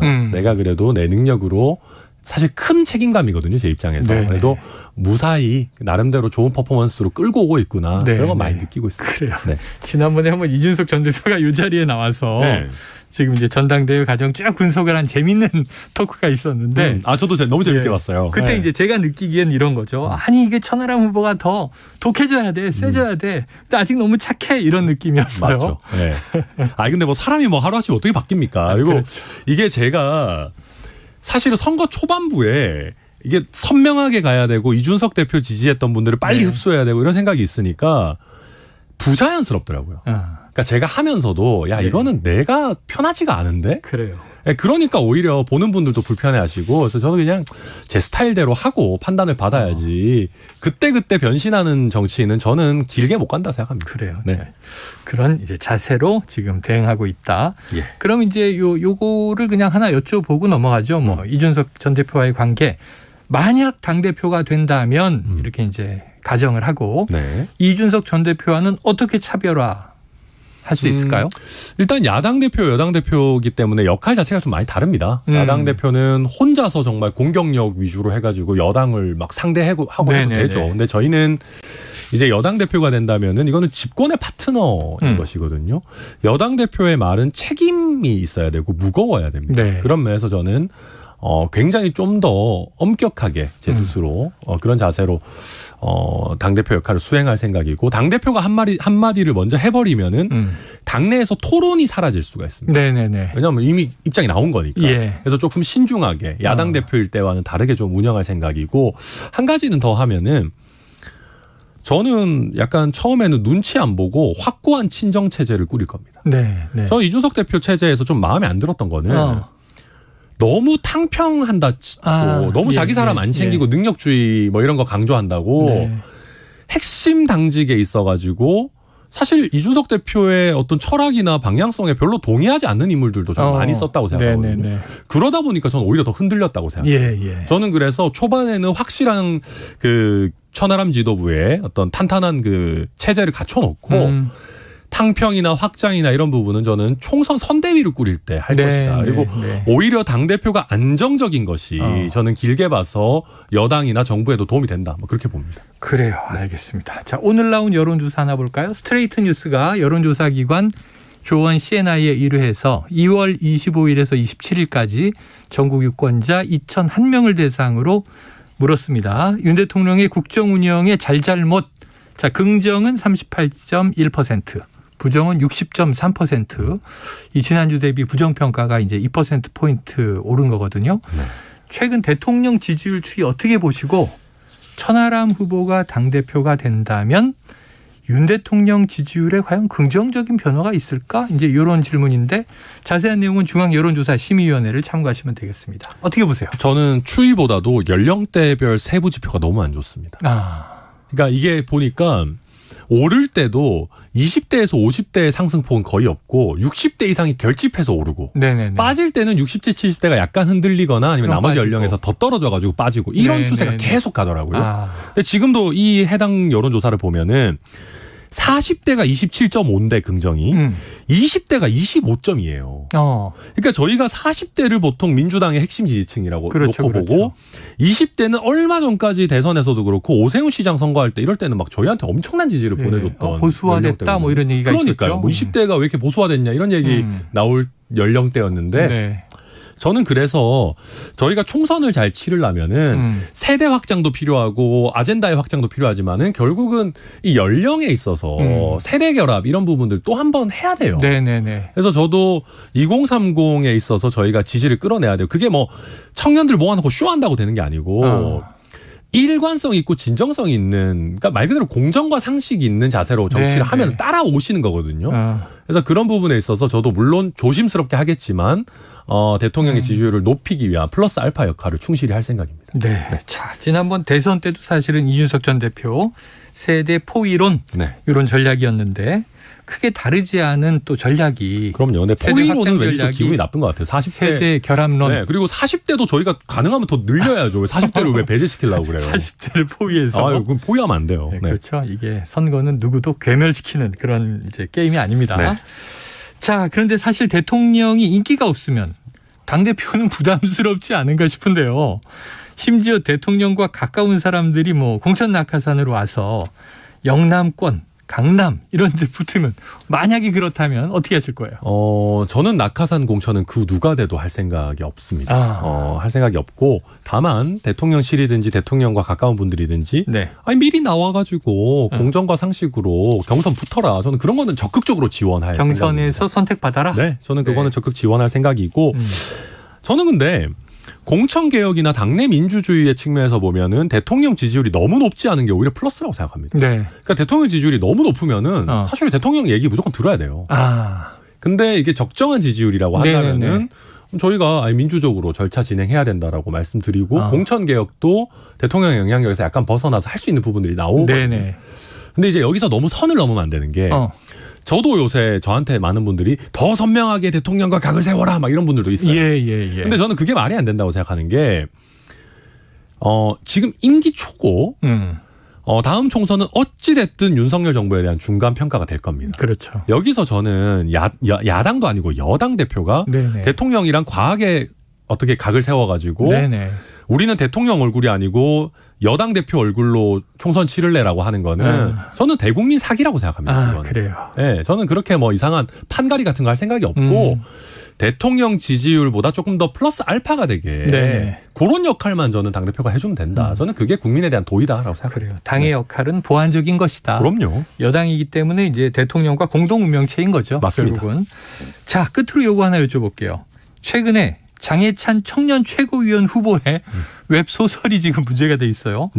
그런데 어제 이제 특정 연예인 이름이 수정이 됐다고 하더군요. 아이유 씨죠. 제가 읽어본 건 아니지만 그간 장 후보 측은 계속해서 이거 허구일 뿐이다, 판타지일 뿐이다, 표현의 자유다, 상상이다 이렇게 주장했는데 이 대목은 어떻게 보셨어요? 저는 글을 썼던 건 어쨌든 과거의 일이지 않습니까?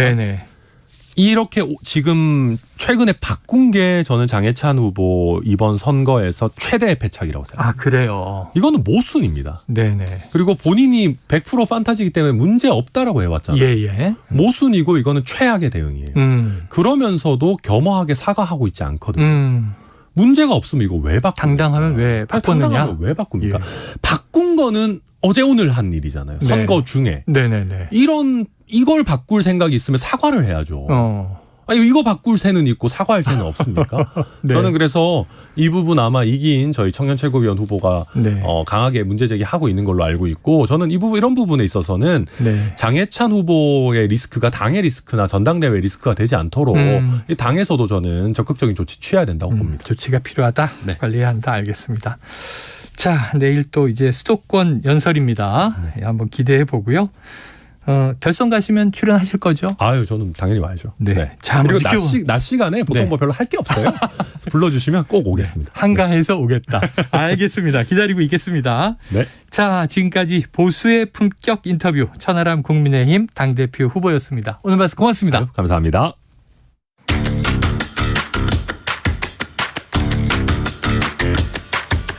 지금 여러분께서는 KBS 1라디오 최영일의 시사본부와 함께하고 계십니다.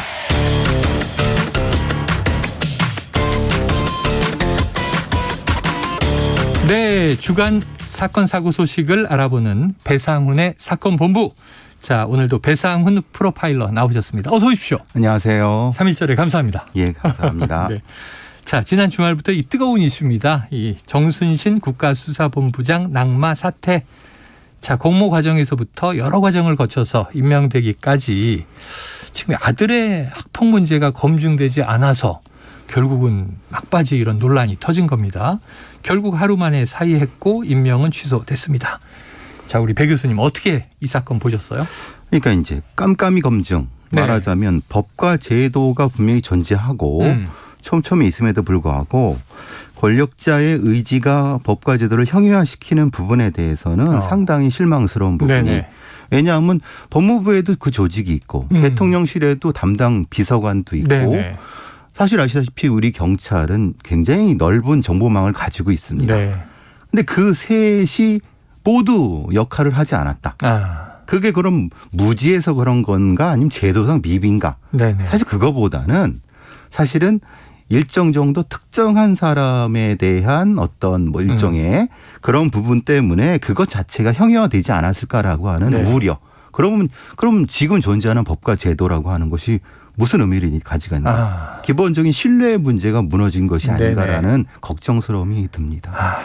그러니까 지금 제도가 없는 게 아니라 제도는 그렇죠. 있다. 예. 그러고 다 그것을 절차적으로 검증할 수 있었다. 그렇죠. 그런데 결국은 추천된 인물 내정자가 권력자의 이제 어떤 지지를 받고 있었던 거 아니냐. 그런 그러다 의심이 보니까 드는 다 거죠. 프리패스 어찌 보면 그러니까요. 그런 의심이 드는 거죠. 그런 의심이 든다. 이렇게 얘기를 해 주신 거예요. 자, 마침 어제 이 학교폭력 예방법이 합헌이다. 이런 헌법재판소의 결정도 나왔는데요. 이 다음 이야기로 넘어가기 전에 이 정순신 변호사 아들의 학폭 사건 또 이 강원도 학폭위까지 4차례 대법원까지 가는 이 학폭위 징계 취소 소송 전체적으로 보니까 7번의 과정을 거친 셈이더라고요. 이 과정이 길어지면서 피해 학생은 지속적으로 고통을 받은 것이고 가해 학생인 정 변호사의 아들은 강제 전학 후에 서울대에 입학을 했고 자, 이 학폭 사건은 어떻게 보셨어요? 예. 학교폭력예방법 17조가 이제 위헌 여부가 돼갖고 합헌이라고 되는데 네네. 우리 헌법은 교육과 교육 자치를 폭넓게 봅니다. 네. 말하자면 교육과 교육 자치를 폭넓게 본다는 것은 사법 영역과는 비교적 상대적으로 교육과 교육 자치 영역이 있다는 겁니다. 네. 그 안에서 학교폭력에 대한 여러 가지 위원회라든가 그런 걸 통해서 그 안에서 벌어지는 어떤 많은 일들, 사건들을 해결하라고 네네. 우리 법 체계가 존재하는 겁니다. 네. 그래서 학교폭력 예방법 내에 일종의 강제 사과 조치라든가 거기서의 종결 조치들이 합헌이 된 거죠. 그런데 문제는 이 영역은 사법의 영역. 이 영역을 침범한 거라고 저는 보거든요. 그리고 사법의 영역에 중요한 위치를 차지하고 있는 고위직 검사가 이것을 주도했다. 네네. 고위직 검사의 부부가 이걸 주도했다. 라고 하는 건 명확한 거 네네. 밝혀진 바에 의하면 그러면은 우리 헌법이 가지고 있는 교육 자치와 교육의 영역에서 사법 영역과 교육 영역에 대한 명확한 분리라든가 아니면 또 상대적인 어떤 이 위치 조정 부분에서 우리의 어떤 이 일종의 기득권을 가진 사람들이라고 할까 이런 사람들이 너무 이걸 무시하는 것이 아니냐. 그러니까 교육도 굉장히 큰 영역이고 그렇죠. 존중을 받아야 할 영역이고 네네. 그건 왜냐하면 아이들이 있는 거고 그 아이들의 미래가 달린 문제지 않습니까? 그런데 그것을 단순히 사법적인 판단으로 맡겨둔다. 네. 그러면 그 아이들이 뭐가 되겠습니까? 그 아이들이 지금 교육을 받는 거지 형사 재판을 받는 게 아니죠. 그렇죠. 지금 이 부분에 대한 혼동이 있는 것이 아니냐라는 생각이 드는 거. 특히 사법 영역은 교육 당국 혹은 당국과 가해자만이 붙습니다. 근데 교육 영역은 가해자와 피해자와 당국이 같이 무엇인가를 해결하는 영역입니다. 학교도 있고, 그렇죠. 학부모도 있고, 그렇죠.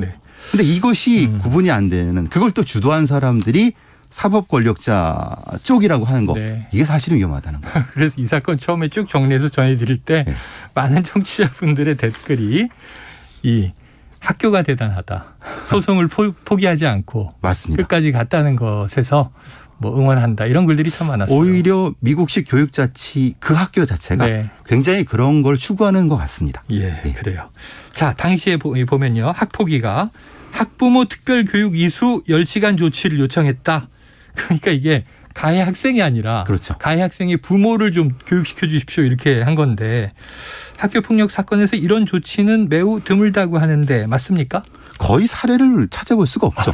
왜냐하면 보통의 이런 가해자 학부모는 아무리 그래도 사과를 하고 무엇인가 이렇게 하면서 조금 이제 선처를 바라는 입장인데 거꾸로 우리 아이가 뭘 잘못했냐는 식으로 나와버리고, 그러니까 또 여러 가지 그 관련된 교사의 진술 같은 걸 보면은 오히려 그 아이들, 그 당사자 가해자 아이의 진술서를 교체해서 오히려 그 아이는 약간 일정 정도 뭐 선도라든가 이런 잘못 인정 이런 정도로 갔는데 부모가 그걸 바꿔버렸다, 이렇게 얘기 나오니까 이 아이의 미래를 이분들은 도대체 어떻게 본 건지 참 걱정스럽습니다. 걱정스럽다. 그러니까 이 학교폭력위원회에서도 아이가 아니라 부모에 대한 조치를 요구한 거죠. 그러니까 말씀하신 대로 아유, 저희 아이가 잘못했습니다. 하지만 선처해 주십시오. 이런 좀 낮은 자세로 가는데 물리적 폭력도 아닌데 이렇게 나왔다는 거죠. 자, 다시 돌아와서 결국 국가수사본부장 자리는 이제 공석으로 남은 채 지금 이 김병우 수사기획조정관의 직무대행 체제로 넘어갔습니다. 차기 국수본부장 인선이 또 주목이 받는 거예요. 어떻게 진행이 되는 건지, 경찰 내부 인사를 세우게 될 것인지 아닌지 어떻게 보십니까? 그러니까 원칙상, 법상으로는 공모를 해야 됩니다. 공모 절차를 거친다. 공고를 해야 되고, 이제 원서를 받아야 되고, 위원회를 만들어 갖고 또 검증을 해야 됩니다. 이게 내부 사람을 하고 싶어 할 수 있는 게 아니거든요. 누군가가 들어와야 되는데 지금 그러면 내부 사람들이 이걸 원서를 낼 사람이 있을까? 대통령의 의지는 명확하다. 그러면 누가 낼까? 이런 느낌도 들고요. 근데 문제는 그걸 알고 있는 대통령실에서는 이것을 그냥 대행 체제를 유지하는 것이, 왜냐하면 지금 있는 사람들은 사실 마음에 안 든다는 의미 아니겠습니까? 그러면은 밑에 계급이 올라올 땐 시간이 걸리거든요. 그러니까 당분간은 대행 체제가 유지되지 않을까라는 조심스러운 전망을 하는 거죠. 자, 대행 체제가 한동안 갈 수 있다. 자, 그런데 이제 이번에 다시 한번 국민들에게 환기된 것이 국가수사본부장이라는 자리예요. 사실 이 자리도 이제 새로 생긴 거잖아요. 그렇죠. 자, 그런데 과연 경찰 조직 내에서 그럼 어느 정도의 위치, 자리이고, 이거 전문가인 배 교수님 보시기에는 어떤 사람이 이 자리를 맡아야 마땅하다고 보십니까? 과거에는 경찰청장이 넘버원이고 경찰청 차장이나 아니면은 뭐 서울경찰청장이 넘버2 정도 됐는데, 사실은 이게 이제 검경수사권 조정이 되면서 된 이후에 행정경찰과 수사경찰을 분리한다는 의미, 막강해진 경찰을 힘을 뺀다는 의미에서 외부 공모직으로 국가수사본부장을 바꾸면서 치안 정감으로 보직하면서 넘버2 형태의 것을 만든 겁니다. 경찰 조직의 넘버2. 그렇게 되는 거죠. 근데 문제는 여기는 독립적인 자리, 왜냐하면 외부의 수사 외압을 막아내야 되는 자리이라고 하면은, 이게 이제 과거 지금 문제가 되는 건 소위 말하는 검사냐 검사가 아니냐, 경찰이냐 이런 문제보다는 수사의 외압을 막아줄 수 있는 사람이 와야 되는 거. 이게 계급의 문제가 아니라 이런 문제가 될 거고, 저는 뭐 사실 이게 어떤 분들은 농담 삼아 얘기하지만 외국인 용병이 필요하지 않느냐. 이게 농담, 경찰 내부에서 사실 농담 삼아 하는 얘기지만 뼈 있는 농담입니다. 왜냐하면 누가 와도 욕먹고 누가 와도 외압을 막아낼 수 없다고 하면 전혀 다른 영역의 사람이 오는 것이 낫지 않냐라는 얘기도 있습니다. 전혀 다른 영역의 사람이. 히딩크 감독도 아니고 이게 웬일입니까? 자, 그런데 지난 공모 과정에서 정순신 변호사가 지원했을 때부터 경찰 내부에서는 검찰 출신 인사가 국수본부장 자리에 오는 거 아닌가 우려했다는 얘기가 있어요. 자, 우려가 현실이 됐고 문제가 터져 나왔는데 자, 그럼 경찰 조직 내부 분위기는 지금 어떻습니까? 크게 한 세 가지로 나눠진다고 봅니다. 네. 처음에는 왜 경찰 수사 사람들 많은데 검찰로 하느냐. 네. 그리고 하위직 일부는 검사가 오든 누가 오든 그 자리에 맞는 사람은 좋다. 네. 또 하나는 이게 이 자리 자체가 문제가 아니냐. 결국은 검경수사권 조정의 문제의 원론부터 들어가야 되느냐는 네. 크게 세 가지인데 내부적으로 우려하는 건 맞습니다. 그리고 상당히 걱정하는 것도 맞습니다. 네. 자, 분위기는 어쨌든 걱정하는 분위기다. 우선하다. 자, 비슷한 맥락에서요. 얼마 전까지 있었던 경찰청 특진 소식. 네. 자, 이게 전세 사기 수사와 건설 현장 불법행위 수사에 성과를 낸 사람들이 특진했다는 건데 이 청취자분들은 잘 모르실 거예요. 한번 설명해 주시죠. 예, 경찰에는 시험 승진이 있고 특진이 있고요. 그러니까 뭐 성과를 내 갖고 있는 거고 네. 보통 이렇게 되는데 이 특진에 지난 1, 2월 특진이 19명이지 그중에 13명이 전세 사기 수사에 성과를 낸 사람들로 했다고 합니다. 맞네요. 네. 6명은 건설 현장 불법행위. 좀 전에 하셨던 건폭 문제에 대한. 네네. 건폭. 이거는 뭐냐면 경찰청이나 아니면 지금의 정부에서 무엇인가 중점을 두려고 하는데 이런 식의 시그널을 보냅니다. 네네네. 우리는 전세 사기를 잡을 거야라고 하는 시그널을 보내죠. 과거에 연쇄살인범을 잡았을 때 거기에 특진을 주거나 네네네. 아니면 성범죄 잡았을 때 그 특진을 주거나 이런 식으로 마약이거나 그렇죠. 마약 범죄 이런 시그널을 주는 형태죠. 그러니까 이 특진이 많을 수는 없습니다. 많으면은 일반적인 승진자들이 줄어들 수밖에 없기 때문에 그렇겠네요. 이걸 한정 늘릴 수 없거든요. 네네. 그러니까 굉장히 중요한 문제입니다. 그러니까 이게 전세 사기와의 전쟁 이른바 그렇죠. 또 뭐 건설 폭력과의 전쟁 이게 이제 정부의 힘이 여기 실려 있다라는 시그널이다. 시그널이죠. 그래요. 알겠습니다. 자, 뭐 관련해서 이전에는 이 특진 사례가 거의 없었다고 하니까 더 이례적으로 느껴지는 거겠죠. 자, 보통 특진은 그러니까 이럴 때 된다는 거죠. 예. 정부가 뭔가 특정한 범죄 영역에 힘을 실을 때 힘을 실고 정부 정책이다 이것이. 자, 그리고 지금 말씀하고 나니까 기억나는 게 박근혜 정부 당시에는 성폭력, 학교폭력, 가정폭력, 불량식품 이렇게 해서 이제 4대 사회학 이렇게 규정을 했고요. 대대적으로 불량식품 단속에 나섰던 기억이 있습니다. 자, 지난해 12월부터 경찰이 건설 현장을 정상화하겠다. 자, 경찰의 의지는 강력합니까? 강력합니다. 네. 그러니까 이 정도 했고 그만큼 하겠다는 건데 문제는 전문성이 필요하고 인력도 필요합니다. 네. 왜냐하면 여기를 하겠다고 저쪽 사람들을 끌어오면은 저쪽 수사는 누가 합니까? 그렇죠. 네. 그러니까 인력과 조직이 받침된 상태에서 이것에 집중해 주십사. 그러니까 이것을 캠페인성으로 하지 말고 구조적으로 좀 만들어 주십사. 그래야지만 성과가 더 난다. 그리고 다음에 또 뭐 방점이 바뀌면 글로 우르르 몰려가는 게 아니라 그렇죠. 이건 이거대로 지속성을 가져야 계속 되겠죠. 해야죠. 예. 알겠습니다. 자, 오늘 배상훈 프로파일러와 사건본부 함께했습니다. 오늘 말씀 고맙습니다. 감사합니다. 자, 3.1절에 전해드린 최영일의 시사본부 오늘 준비한 내용 여기까지입니다. 저는 다시 평일이 되죠. 내일 목요일 낮 12시 20분에 다시 찾아뵙도록 하겠습니다. 자, 오늘도 청취해 주신 여러분 고맙습니다.